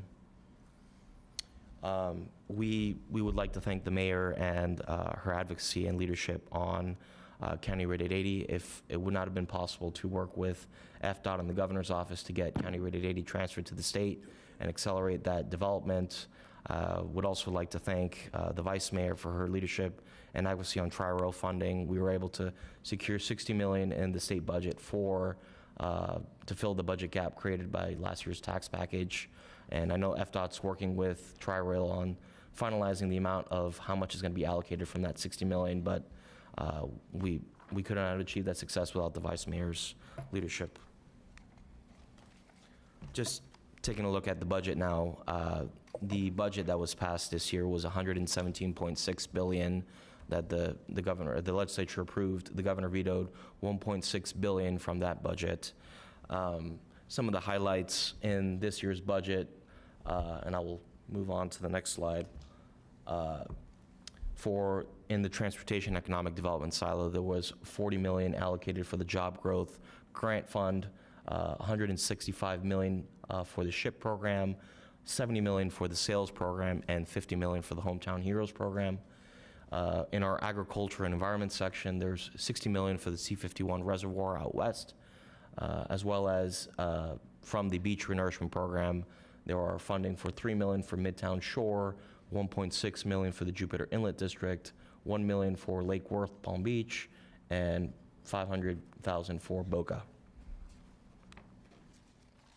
Turning over to our appropriations, we in the past have secured around $5 million each year. This year was a historic year. We brought home over $14 million in state funding. As a donor county, we advocated for where the needs are in the county. That's infrastructure, public safety, water quality, and some of the major projects include funding the airport renaming, West Palm Beach downtown signalization, Australian Avenue, the Central County Sports Complex, the 2 water treatment plants which were unfortunately vetoed by the governor, Lantana Airport, Murakami Museum, which was vetoed by the governor, Peanut Island, Bert Aronson, Restore Reentry, our fire boat out in Lake O, and Ocean Inlet, which was unfortunately vetoed by the governor.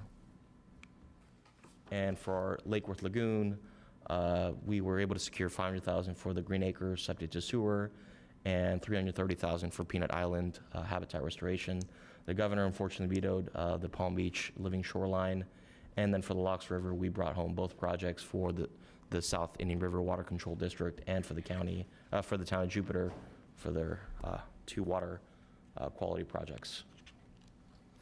So just perspective, this is a 200% increase from the previous year, from a little over $5 million to $14 million in state funding, and that could not have been possible without the leadership from this county commission, from our county administration, our department directors, and our lobby team. It is a production and collaboration of a team effort, and I could not have been more thankful for the partnership between everyone at this dais, as well as our administration and our lobby team.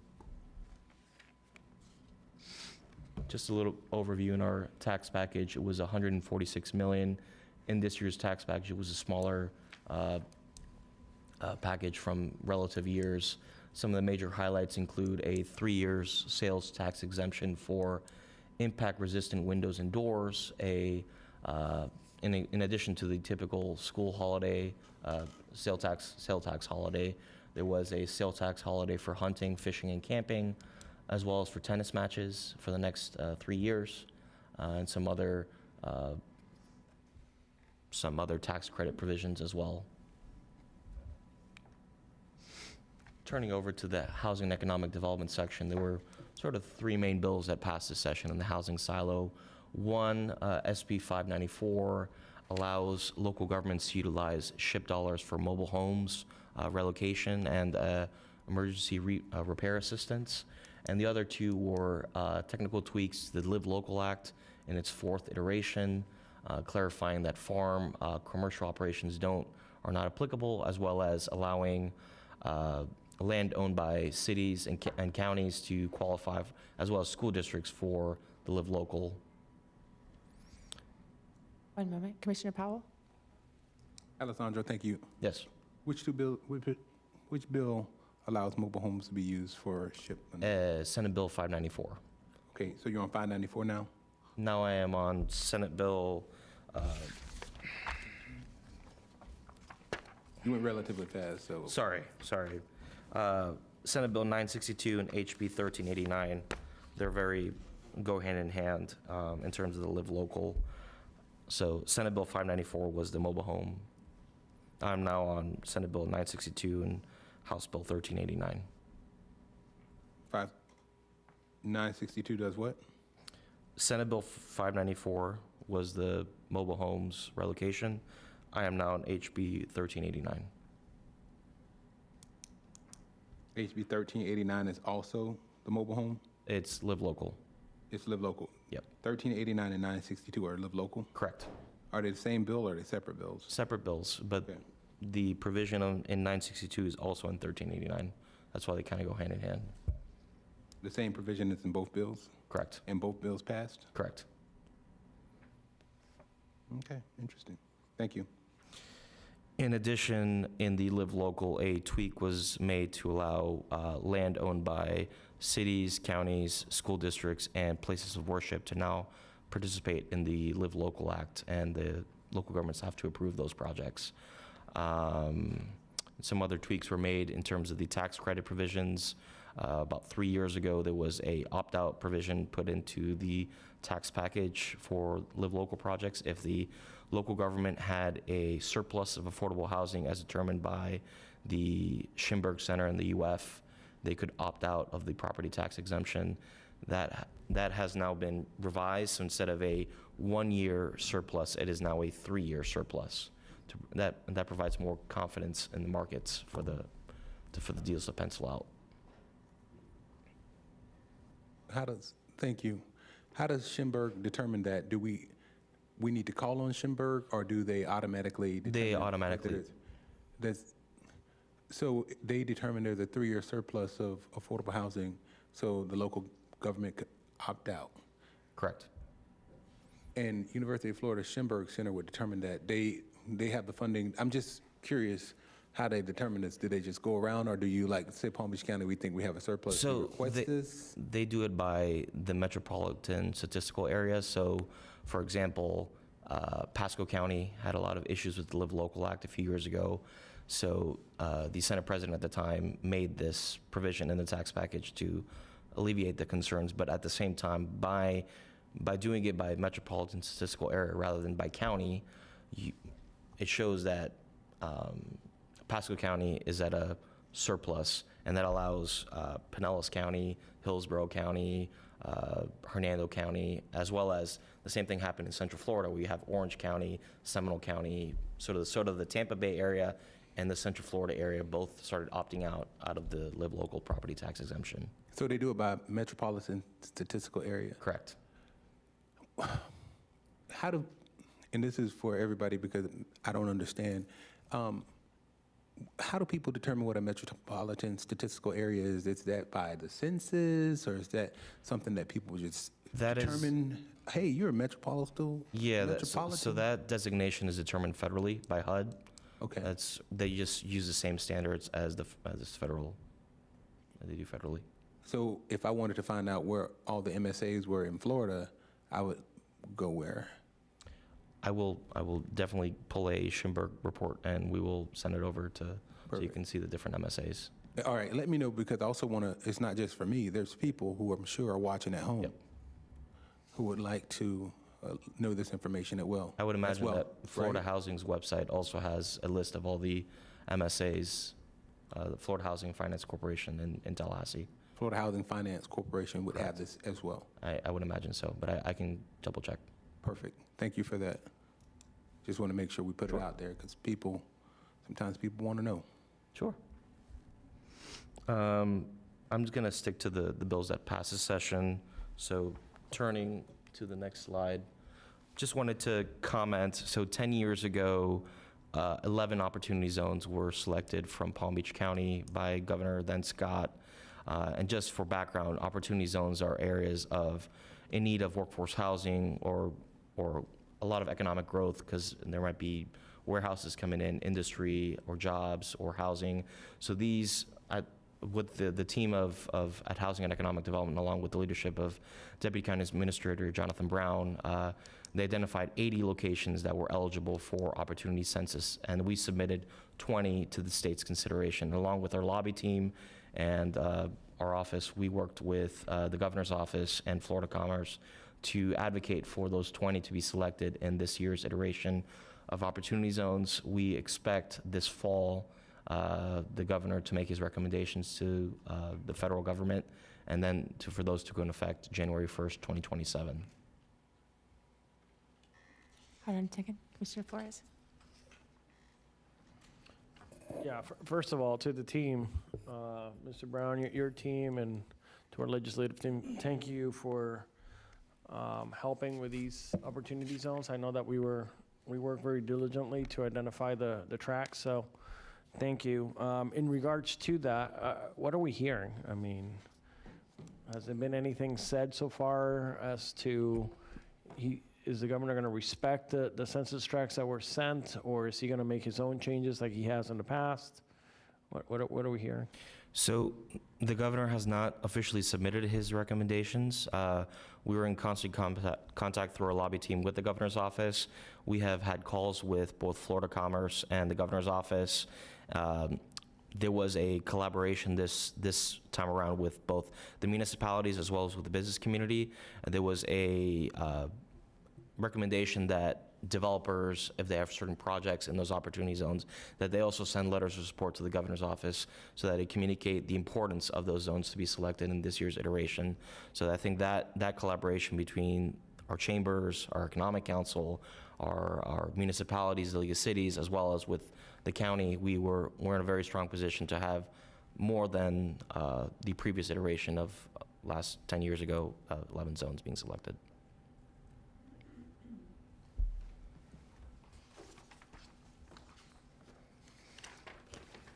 So moving ahead to the healthcare section, just wanted to highlight a few bills that passed. HB 253 increases the income eligibility for the Veterans Dental Care Program to, I believe it was 400% above the poverty level. HB 697, drug prices and coverage, includes the provision that provided the bridge funding for the ADAP, that's the AIDS program within the Department of Health. That was the $30 million until this fiscal year ended, and then this fiscal year had about, I was gonna say, it's about $75 million for 21,000 participants for the next fiscal year. The next bill, Senate Bill 1030, was the Sober Homes Bill that passed. And finally, HB 4033 was the DOH child care local bill that was passed by the legislature.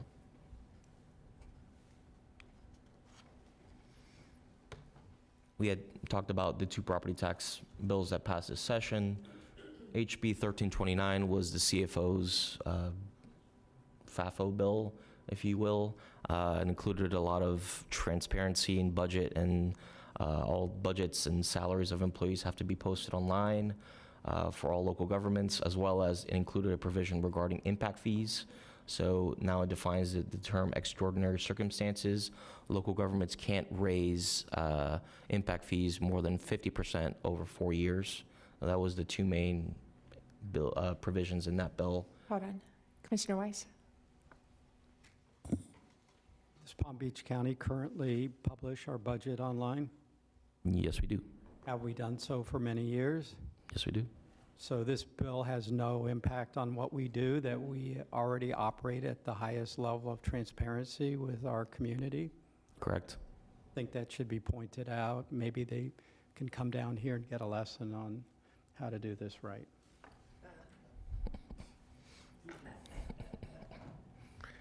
And then finally, SB 1134, official actions of local government, was the quote-unquote DEI bill, which prevents local governments from expending funds on anything that is termed diversity, equity, inclusion.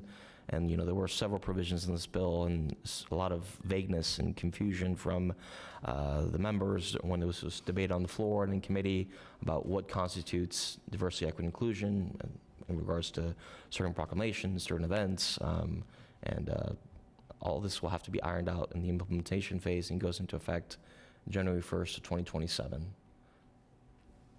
And I will, yeah, go ahead. Sorry. What phase did you say?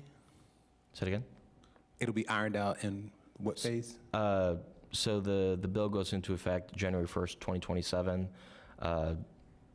Or the Florida Association of Counties has recommended that each local government work with their county attorney to, if there's any specific inquiries. I know there's been inquiries whether in regards to grants, whether we do federal grants or whether we're leasing space to a nonprofit, what kind of services they provide. So those are questions that have to be sort of handled on a case-by-case basis with our county attorney's office, as there are certain penalties in this bill if we do not comply with the provisions. When you say certain penalties, can you name 3? Sure. So for a local government, it opens up a cause of action, so we can be sued, as well as if a local elected official were to violate this law, they could be removed from office. And who determines if a local elected official has violated the law? The state government, most likely. The governor. The governor? Yeah. The next governor? Correct. Not the current governor? Correct. So you would agree, and I'm not putting you on trial, it's probably going to have to be revisited in the next session. Probably. And they figure out how to implement it. A little tweak glitch bill. So not to say you, but I think this legislation that was passed by our legislature, and I know about the legislature, might be short-sighted, but we'll see. Thank you for that. Of course. And I will note that among the bills that did not pass last year, or this session, the governor did veto HB 145, which was a sovereign immunity bill, which would have raised caps from the current 200,000 and 350,000 to 350,000 and 500,000. So I just wanted to note that.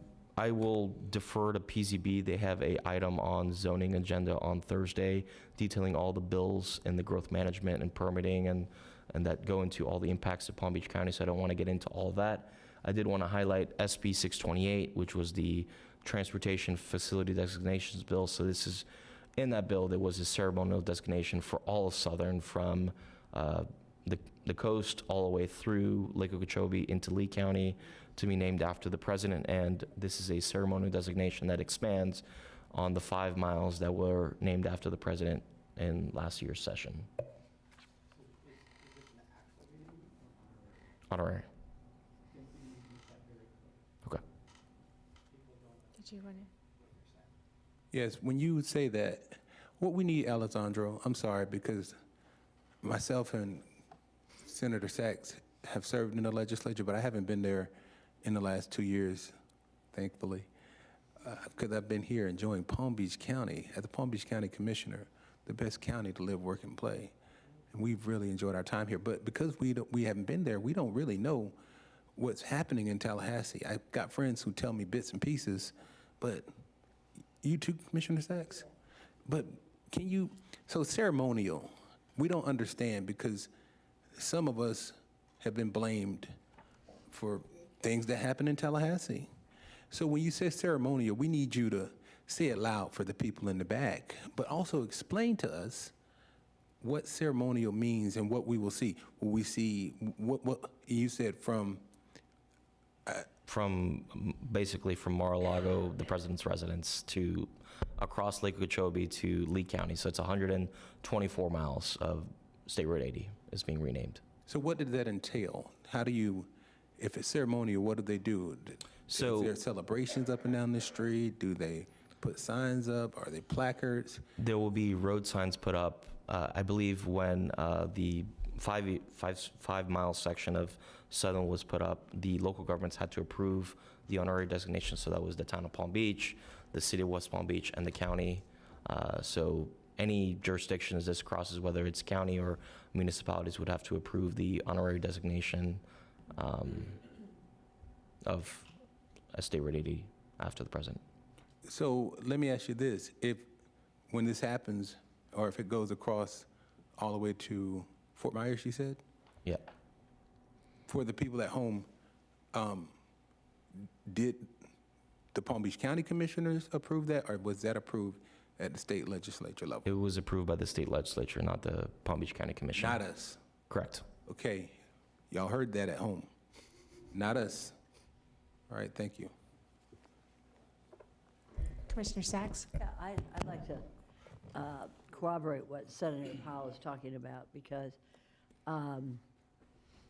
maybe this is a legislative delegation issue that they need to get a little bit more out on the press as to what goes on. I see, I professionally do not think we did that great of a job. And I don't know if our legislative delegation had challenges that they need to discuss with us, but, Murakami got hit. To me, a lot of importance is in how much of our tax money comes back to us. And I think that needs to be very clear from our legislative delegation. Y'all work for us. And corroborating what Senator Powell says, I think it would be wise and prudent for the message to get through to our legislative delegation to have a little more public notice of what they did and how and what monies they're bringing home. Because it's not like Tallahassee's giving us money. That's our money that's going up there. We are a donor county. We help a lot of fiscally distressed counties. But I think it would be maybe before the next session, we could have a joint legislative delegation with us. But I want to know what happened, because I'm not really that pleased. Y'all did a great job, but I'd like to see a little bit more from our senators and state reps. And we'll have a joint legislative and delegation and BCC workshop in December before session starts. If I could make sure that we I want to listen to them. Okay. I want to listen to them. I want to know how much money they're requesting from all our 7 districts and how much they expect to bring back. Because that, to me, is more important than anything else. It's our money that goes up there. And just for reference, our session report also includes all the appropriations that they secured outside of the county. So that's for their municipalities, for nonprofits. So any particular project that may be in your district is also in that report, and we can help identify those projects if you'd like. Well, I appreciate that. That would be very good. Thank you, Senator Powell. Oh, sorry. Commissioner Powell? You know what, I was going to piggyback off what Commissioner Sacks said, but it looks like you're not finished. So once you finish, I'll finish. You're finished? Yeah. Oh, the report or the question? The question, I'm done. You're done with your presentation? No, I have a couple more slides. I'm sorry? I have a couple more slides to the presentation. Okay, that's what I was thinking. Yeah. We're going to let you finish your slides, and then Okay. I'll piggyback off of what Commissioner Sacks has indicated. Okay. Thank you. And we had talked about HB 919, that's the bill that renamed our airport after the president and preempted the naming of commercial service airports to the state. We included language in the bill that allowed us a little glide path and implementation. One was that we had to execute a trademark agreement with the trademark holder, and another provision was the name change wasn't effective July 1st. For all the signage to be changed, we could take as much time as needed to design, procure, and all those necessary steps to be able to install the changes that need to be made with the name change. And then the other provision was the state funding that was in this year's budget for the signage, the $5.5 million. There was $2.75 million in this year's budget. We're working on the other half. Just to clarify on that, we are trying to still get the other part of the signage funding? So since the budget was signed, we have worked with the governor's office and FDOT on securing the other $2.75 million. I will also note that since the name change, We have received over 5,000 security threats at the airport. 46 have been determined to be credible for law enforcement to investigate, as well as, so there has been a need for security improvements at the airport in terms of fencing, cameras, bollards, comprehensive security improvements, and we're also working on that funding as well. Has the state made any movement on helping us pay for those things? We shall have an update very soon. Oh, your light's still on. Are you waiting? I'll wait. Okay, go ahead.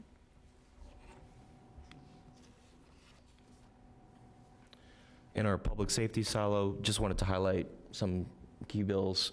There were 2 bills passed to enhance criminal penalties for domestic violence. That is HB 277 and Senate Bill 296. HB 559 dealt with animal cruelty and enhancing criminal penalties.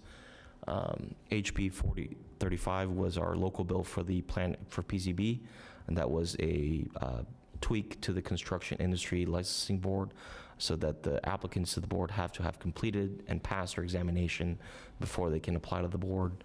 And that, so for our construction industry licensing board, applicants to the board have to have completed and passed their exams before they can apply to the board. So it removes any duplication. If they haven't passed their exam, they can't apply to the board. Yep. And then SB 7040 reauthorizes the trust fund for emergency preparedness or response fund and replenishes, I believe it was $250 million that was added to the trust fund for hurricanes and other disasters. I will note that one bill that did not pass, that was vetoed by the governor, was the micromobility bill, which would have set a speed limit as well as created a task force for policy recommendations to the legislature. And I know that our county is working on an ordinance for countywide micromobility, so certain provisions have to be adjusted as a result of that bill being vetoed. Hold on 1 second. Commissioner Flores? I see the mobile homes bill here. Yes. Is this the one that we worked on? Correct. So I just want to bring this up to the rest of my board members. So we were working on a bill to try to have the landowner of the mobile home parks be responsible for what happens on that piece of property. As you probably know, our code enforcement can't really enforce code on mobile homes because they're technically a vehicle. In addition, if they do any sort of addition, which technically they're not supposed to, it creates a lot of issues for us. And I have a handful of mobile home parks in my district. One in particular has had over 350 code, and it's more like life safety violations. And right now we have the Spider-Man comic where the 3 Spider-Mans are pointing at each other. That's what we have happening at the mobile park homes, where nobody wants to take responsibility for what's occurring on that piece of property. So the landowner will blame the mobile park owner.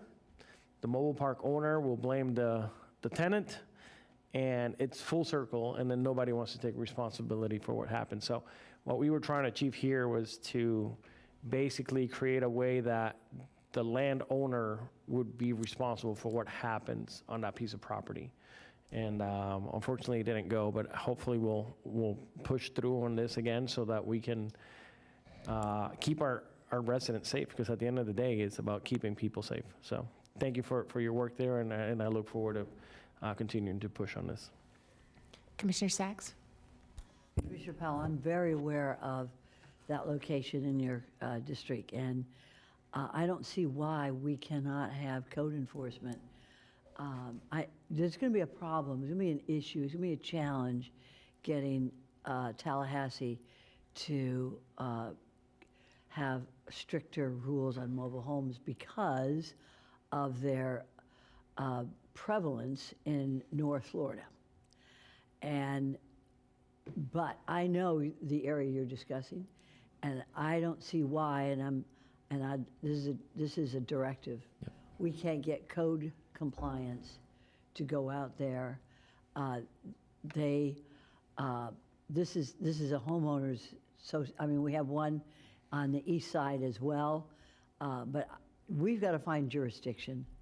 And Vice Mayor, I don't know who I would direct this to, but we can't have mobile home areas that are, and they're HOAs. I mean, Bryony Breezes is a city on the east side.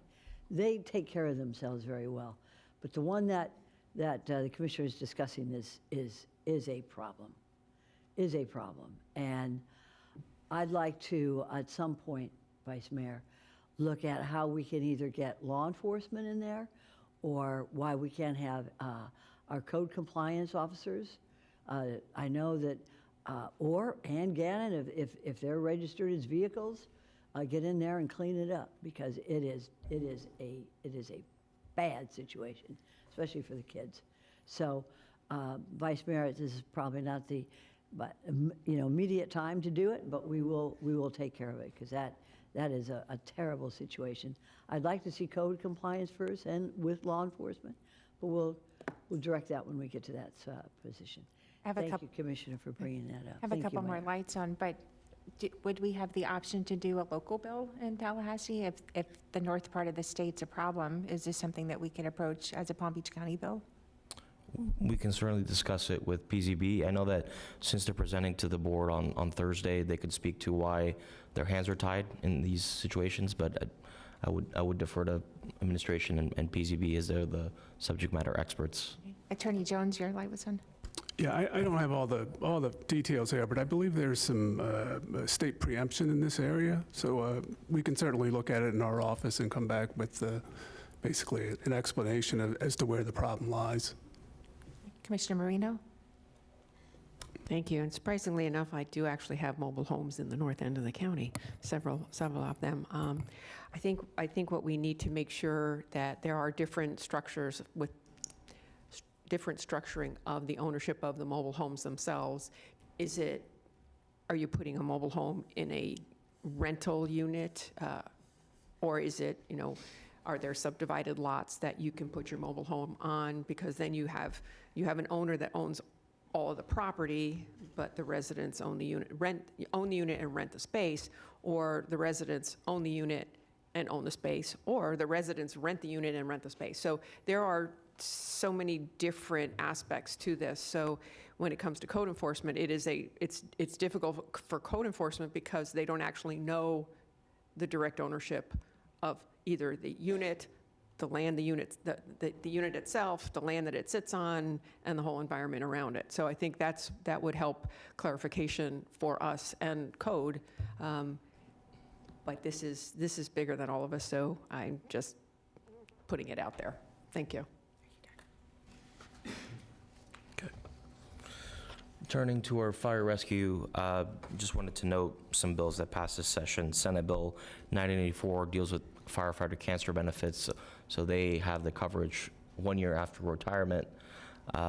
Senate Bill 1452 was the DFS package. There was a provision amended into the package that allows fire departments to hire relatives of, if, for example, a fire chief has a relative that is applying to the fire department or can't be promoted because of the relative that take care of nepotism. And then House Bill 4071 was the fire MSTU local bill that deals with annexation in To be clear, the bill that passed, now they can? Correct. Okay. So there's no nepotism prohibition. Correct. And House Bill 4071 deals with when municipalities annex unincorporated parts of the county. Now it details a 6-year funding transition, so it provides more, shall we say, normalization, and we can plan out our infrastructure improvements in regards to our capital for our fire department long term. Commissioner Powell?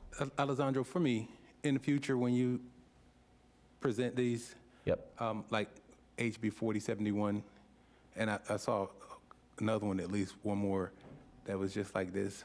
The title, Palm Beach County. Can you maybe do something a little bit more that, I know it's a one-word title. Sure. But it's a little bit more, explains just a little bit more. Because if I look at HB 4071, it just says Palm Beach County. The previous one I think you referenced was a building department or building trades. It just says Palm Beach County. So when you look at it and you start explaining it, especially if you kind of speed through it, I'm not getting a full understanding of what it means. So when I look at your presentation, it just says Palm Beach County. So, you know, and also, I'll wait till the end, but I think this is a lot in terms of previously when we did the legislative updates, there was a number of bills that were very specific. You've also provided this. So it's a lot, and I know you're doing a bang-up job because you're remembering all these. I see you're kind of going off the dome, going off the top of your head. But for me, it would be more helpful if maybe just a title that explains what it is instead of Palm Beach County. Sure. I just want to stop you there. Continue, please. And I went with the official title that the legislature gave, but I can always add, you know, our unofficial quote-unquote title that we gave internally. Yes, a to add slight more description context. would be great. Correct. Yep. Just highlighting some key bills in the local government section. There was a comprehensive elections bill that passed this session as well. I think one of the major provisions dealt with university students can't use their college IDs to be able to vote. And then there was, basically this is like the SAVE Act that the president is proposing at the federal level, here at the state level. I guess that's the best translation of the elections bill that passed. And the other bill deals with local government cybersecurity. And the other bills just didn't pass this session, whether it was artificial intelligence Bill of Rights or term limits for school board members and county commissioners, or a public records for county administrators and city managers. These are some of the education bills that passed this session. I would like to highlight at least one of them. SB 178 was quote-unquote denoted the Teddy Bridgewater Act after a coach down in Miami-Dade was punished for helping his athletes with car rides, meals, etc. So it cleans up that language, so now they can, I think it's up to $15,000 they can provide an assistance and not be penalized. You said, Mr. Powell? thank you, he was helping them with car rent? Like cars, driving them home, getting meals, school supplies. He was buying them cars? Like driving them home, buying them meals. Like car, what are you saying? Was he making car payments or No, lease payments no, for them? no. So when you say car, he was just driving them home? Correct. Okay, because you keep saying car, and then you say drive them home. So I'm thinking Teddy Bridgewater's down there as the coach. He's a former NFL player. He's buying people cars, paying their rents. No. Utility bills, paying gas for their parents. No, he wasn't doing any of that. Buying them clothes, cleats. I don't know all the specifics in terms of the assistance he was providing, but I know it was in the terms of, driving them home, buying them meals, school supplies, that sort of thing. Thank you.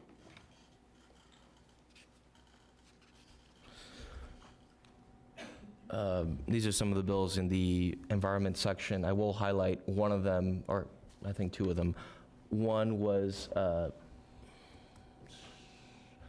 HB 1219, water body designations, that renames the islands in Jupiter after Andrew Harris, and there was funding in the state budget for the Andrew Harris Shoal Islands. In addition, after the late Rep. Joe Casello that passed away, the bill HB 1019 dealing with PFAS was named after him as posthumously as well. And then a little just brief federal update. In last year's federal budget was around $5 million in federal appropriations. around $2 million for North County runway extension, $1.5 million for Peanut Island, $1 million for Palm Beach Lakes Bridge, and $850,000 for Bert Aronson. In this year's federal budget, which has not been passed yet. I'm sorry. I hate to do this again. No worries. So Bert Aronson has $850,000? Correct, in last year's budget. Okay. How did he collect it? It's the South County Regional Park. Oh, it's a park. I didn't know that. Okay, thanks. So there's the Bert Aronson Park. Yes. It's getting $850,000. Right. Thank you. So kind. No worries. In this year's federal budget, we have $3.6 million for North County Airport runway extension, $300,000 for Palm Beach Lakes Bridge, and a little over $1 million for the South Florida Fairgrounds Emergency Shelter. And then programmatically in this year's federal budget, we have a couple language that was inserted into this year's bill. One that allows our fire and EMS to be reimbursed for presidential protection. We've worked with our partners in DC to allocate $300 million in last year's Big Beautiful Bill for the presidential protection reimbursement program through FEMA. We should expect the $38.2 million from fiscal year 25 to be reimbursed in the next couple months, in September, October. And then it's about $1 million that would be reimbursed for fire and EMS. Moving on to farm to market roads funding, and this could not have been possible without the leadership of the mayor. We turned our bill we were running and advocating for with Congressman Valadeo's office to set aside funding for farm to market roads within USDOT for agriculture producing counties with a certain production threshold that includes Palm Beach County and some counties out in California in the Central Valley.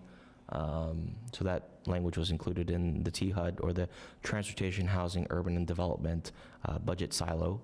There was also language in regards to temporary flight restrictions. One was streamlining the temporary flight restrictions reimbursement program at Lantana Airport for small businesses that are impacted by those disruptions, as well as a notification requirement program that directs the FAA to consult with impacted airports within 30 days of issuing a temporary flight restriction that lasts longer than 2 weeks, so that they can mitigate the impacts with surrounding neighborhoods, airport operations, and airplane and pilot passenger and safety. And this applies to TFRs, or temporary flight restrictions, that were enacted prior to the passage of the bill, which would be sometime later this December, when the continuing resolution that they're debating in DC would expire.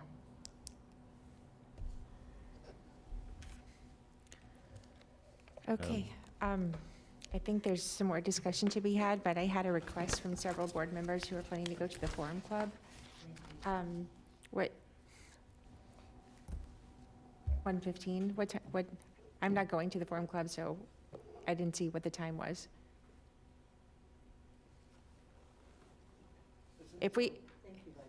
Are you planning to also do a federal side? Because you gave us 2 packets. There isn't much federally to update besides what was in these slides.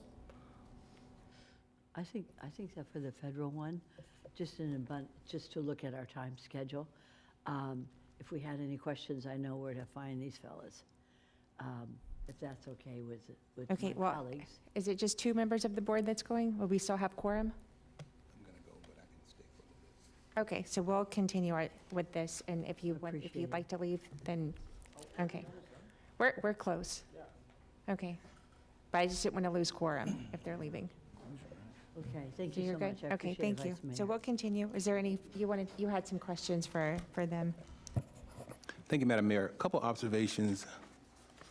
Gentlemen, I want to thank you all for your work in Tallahassee. I know Tallahassee is not an easy place to be. You spend nights and mornings and weekends working on the business of Palm Beach County. I know sometimes we get a chance to go up there for Palm Beach County Day, but the work continues for the committee weeks.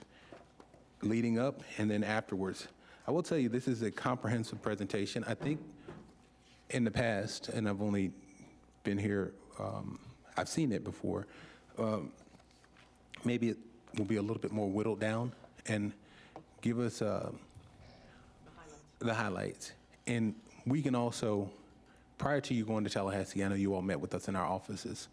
I don't know if it's too much to ask that prior to doing the presentation here, you meet with us again. It would kind of eliminate some of the ambiguity that I saw in the presentation today, the Palm Beach County bills. That way we're not here and I'm going, well, why does that say Palm Beach County? Why is there $850,000 for Bert Aronson? Like, let me know what it is, because these are questions that other people who are watching at home would have as well. You kind of glossed over the idea that we had congressional redistricting in a special session. You said with some minor changes. Well, in my district, the district that I was represented by, Congress District 20, Congressional District 20, was represented for a number of years by Alcee Hastings. And then it was represented by Sheila Sherfullis McCormick. Most recently, the reiteration of the maps that you indicated was in District 23 change. District 20 was shifted all the way down to Broward. And there's a new district that I'm now represented by, I think it's 22. Am I right or wrong? Congresswoman Lois Frankel. 22 would be the western The district. western one, so it's 23. 23. Is my new district. Correct. That's a major change. That's not, to me it is, and to the people who live in my district, because since 1992, the people in my district have been represented by a lot of the people in my district. I cover everything from Delray to Lake Park, but many parts of my district were represented by someone who's of African American descent, or or black, for lack of a better term, which would have been Alcee Hastings, or most recently, Sheila Sherfullis McCormick. For that district, it's a huge change. It's not something that I, as someone who represents the area, just gloss over. In total, we did receive $14 million, which you indicated is almost 200% of an increase of what we got in the budget this year, which is excellent. We would also, I know it was mentioned by Commissioner Sachs, our delegation, maybe if you had the delegation chair here as well, so we can ask some of those questions, because I know those individuals who sit there in those committees and are behind the scenes working on these things can provide us with a little bit more detail. You talked about ship and sale, $165.7 million for ship, $70.8 million for sale. We would like to know, I would like to know, and maybe the rest of the board would like to know, what is the percentage increase, or what did we get last year compared to this year in terms of ship and sale? And how much of the housing fund, the dollars were swept from the housing trust fund to go into other silos? Additionally, the Job Growth Grant Fund is $40 million. I believe, and you correct me if I'm wrong, that's a $10 million decrease from previous years, because usually, I'm not gonna say usually, but there's been times when I was there, I recall that trust fund, the Job Growth Grant Fund being at a minimum 50 million. It may have been less at some times, but I do remember it being 50 million.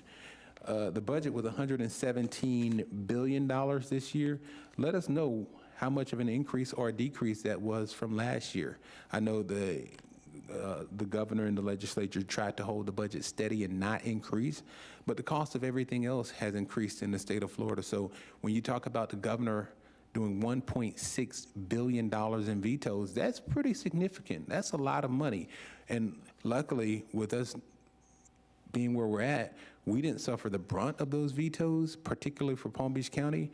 But if Commissioner Sachs is on her point, those of us who are representatives, some of the municipalities that we represent, how much funding did they lose? That's broader scale, but it's something that I think we would like to know. And just in addition, this is a comprehensive, this is a lot. This is a lot. I think there's some things that could have been cut out of here and things that could have been emphasized more. But those are just my observations for now as somebody who's served some time in the legislature and now serving on the county commission. Thank you. Commissioner Marino? Well said, Commissioner Powell. I do agree, and also I would like to have gotten this before you came to the desk today, because we do like to read this, and then we would have questions for you. So in the future, and this is something that the board is very, very insistent on, we do not like getting information the day before or the day of something that we're going to be seeing, because it doesn't give us an opportunity to go through it and review it and then have questions. So in advance, in the future, please, more than just the morning of. We did send it last week and a couple weeks Well, before. you know, I wasn't really in last week Sorry, since sorry. I have a injury, but thank you for letting me know that. We do need to make a motion to receive and file before we lose quorum, so I will go ahead and make a motion to receive and file. Second. I have a second by Commissioner Flores. All in favor? Aye. Any opposed? See that 4-0. Thank you. Okay. Commissioner Flores? I guess my only feedback for you guys is, as we start this new legislative session, is that we start working with our lobbyists. I know that we added some to the mix now, and I think that's part of the reason why we have some of the largest funding in years. So thank you for spearheading that. But I would like to get to know who our lobbyists are. I would also like to know what their strategies are going to be moving forward based on the bills that or funding requests that we submit. And I would like us to be a little bit more organized for the Palm Beach County Days. I know last year you guys were sort of like thrown into it at the very last second, and I recognize that. But I would like us to have a game plan going into those couple of days, and especially with our lobbyists, so that we know what they're supposed to be doing, and that we should have our priorities set before then. So, Yep. Okay, thank you.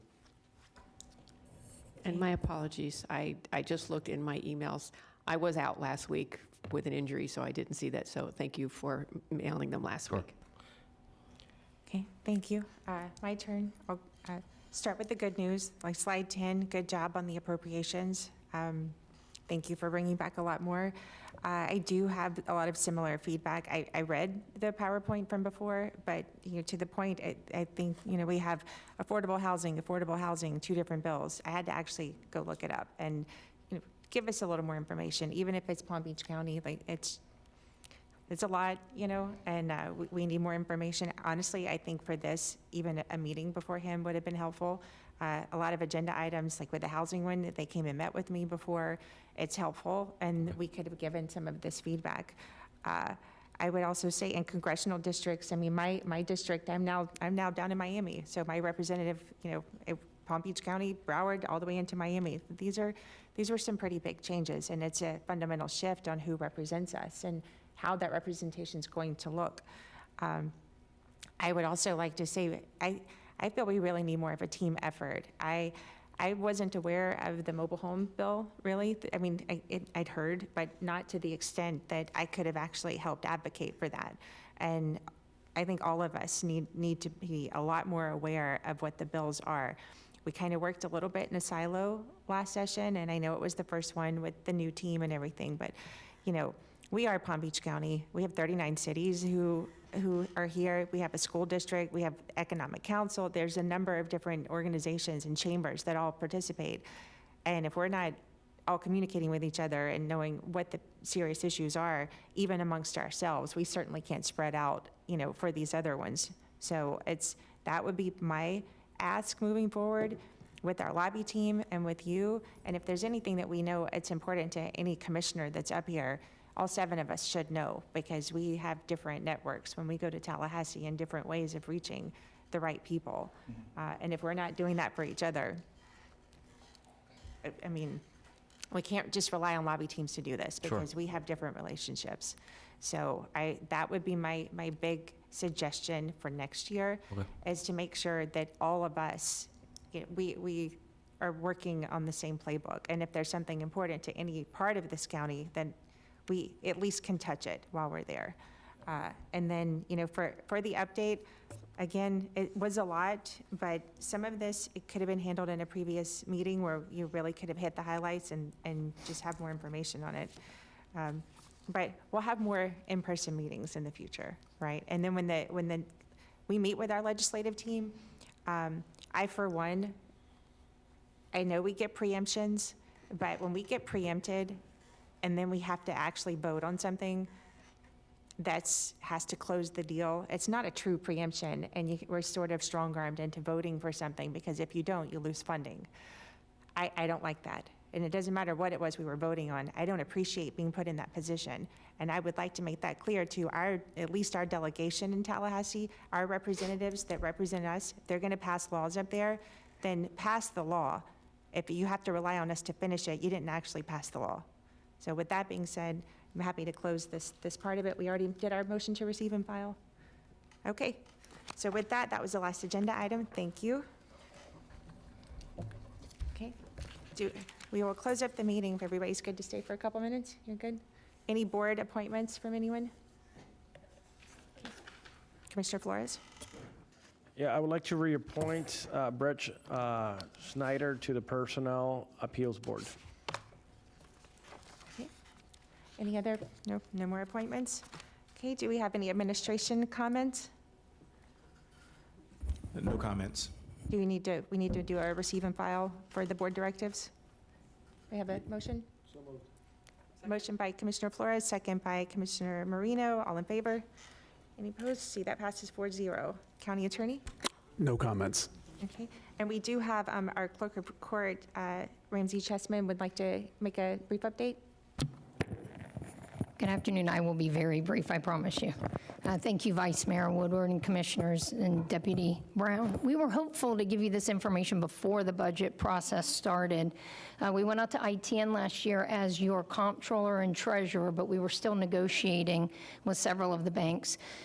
We have finished those negotiations with Wells Fargo with a new contract that's going to start September 1st. So there are 3 things I'd like to highlight real quick. Typically in banking contracts, they'll allow you an earnings credit that will offset your normal day-to-day banking fees.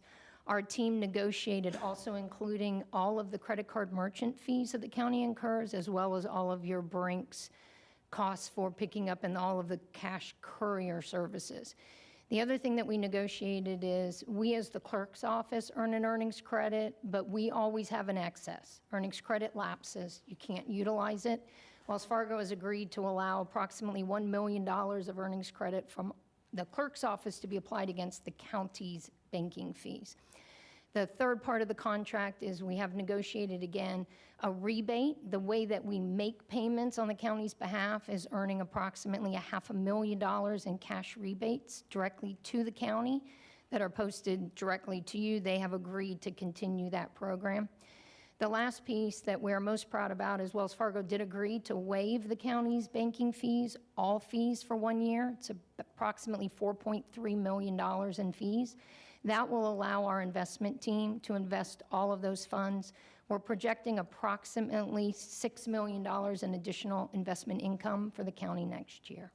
So I appreciate the opportunity, and I can answer any questions. Thank you. Commissioner Powell, was you? No. Oh, thank you. Any questions from the board? Thank you for that update. That's very good news. Yeah, thank you. Okay, is there any board direction? Anyone? All right, we'll do commissioner comments. Commissioner Flores, start with you. I don't have much to say other than today, District 3 is hosting our annual domino tournament at Coco Cabanas. You're all welcome to join us. If you know a little bit of dominoes, you can sign up a team. It's a fun family environment, so you're more than welcome to swing by. So, Coco Cabana, 6 p.m. Thanks. Thank you. Commissioner Powell? Thank you for that. I will say that I want to recognize I had the opportunity to go to the airport and kind of get a better understanding of how the airport, when we talked about our purchasing, and we talked about how businesses or companies can get on the list for procurement, to be able to go to the airport and have a robust discussion with regard to that, and to get an opportunity to see the new Concourse B. So I would recommend that, my colleagues get a chance to do that. But on that same token, I was so glad to see some of the specialties that the airport requires for businesses to do business with the airport. I think it's important to visit other other departments as well that deal with procurement, so I can have a better understanding as we develop that list for businesses, small businesses especially, to be on call for procurement, to see how it works. In addition, we had a wonderful opportunity over the last 2 weeks to have a registration and certification event in District 7 at the Urban League, along with the Palm Beach County Black Chamber, or the Black Chamber of Commerce of the Palm Beaches, with the Urban League and Palm Beach County, to register and certify businesses. I know that Laren is the new Office of Small Business Director. Mr. Axel had the opportunity to be there as well. He came by. I will tell you, we had a phenomenal turnout, correct, Axel? And I also want to recognize, just at that, from the airports, we had an individual come to explain to those in process what they would need. It was Mr. Gregory. But we also had, who's been doing this throughout the time that you've been there, and I think Commissioner Flores, you've done some of these, as well as Mayor Baxter is putting on some as well. These programs to get businesses registered and certified. But Angela Smith is truly a jewel as she presents and shows. She holds their hand as we take them through the process, along with Mr. Alan Gray and the entire team. What I think it's important to recognize that, because at least 3 individuals came up to me afterwards and said that this team who is putting together this program are phenomenal, and we thank them for all of their help. And they specifically were looking at the people who were holding their hands and walking them through that process. So I just want to give a special shout out to the Office of Small Business, as well as every team in Palm Beach County, Mr. Brown, that worked together to put that forth. So thank you for that, for helping and assembling your team to work on that with us. Commissioner Marino? Thank you. I'd like to wish my dad a happy 94th birthday today. And as luck would have it, he's the most mobile person in my home right now. He passed out on Friday, took my mom down with him. She blew out her knee. So between me being a GIMP and my mom being GIMP, it's my 94-year-old dad who's in the best shape in our household right now. But I do want to do a shout out to HSS, Gardens Medical Center, and Jupiter Medical Center, because we've actually been visiting them very much lately. And the quality of care, healthcare that we have in our county right now really is better than good. And we're lucky to have all these institutions, and we have a brand new hospital in Gardens, the Allen B. Miller Medical Center, but I really do think healthcare in Palm Beach County is second to none. So shout out to those that provide healthcare, and shout out to our 911 guys, because they've been at my house way too many times over the last 6 months, but they do a magnificent job, and they're all working together, so I do appreciate that. Thank you. Thank you, and I'll just wrap it up. Thank you for everyone. Even though we've been on break for almost a month, there's been a lot of activity in the county, and a lot of extra events I got to go to because we weren't quite so busy with board responsibilities. But with that, I did have my birthday on Sunday, so happy birthday to your dad too. And just would like to say, the rest of this month, there's a Boca Chamber Days every month they do where they partner businesses with a nonprofit. And pretty much every night for the remainder of this month, if you'd like to go to some event, you have a free night. There's a number of wonderful charities to support. Do that.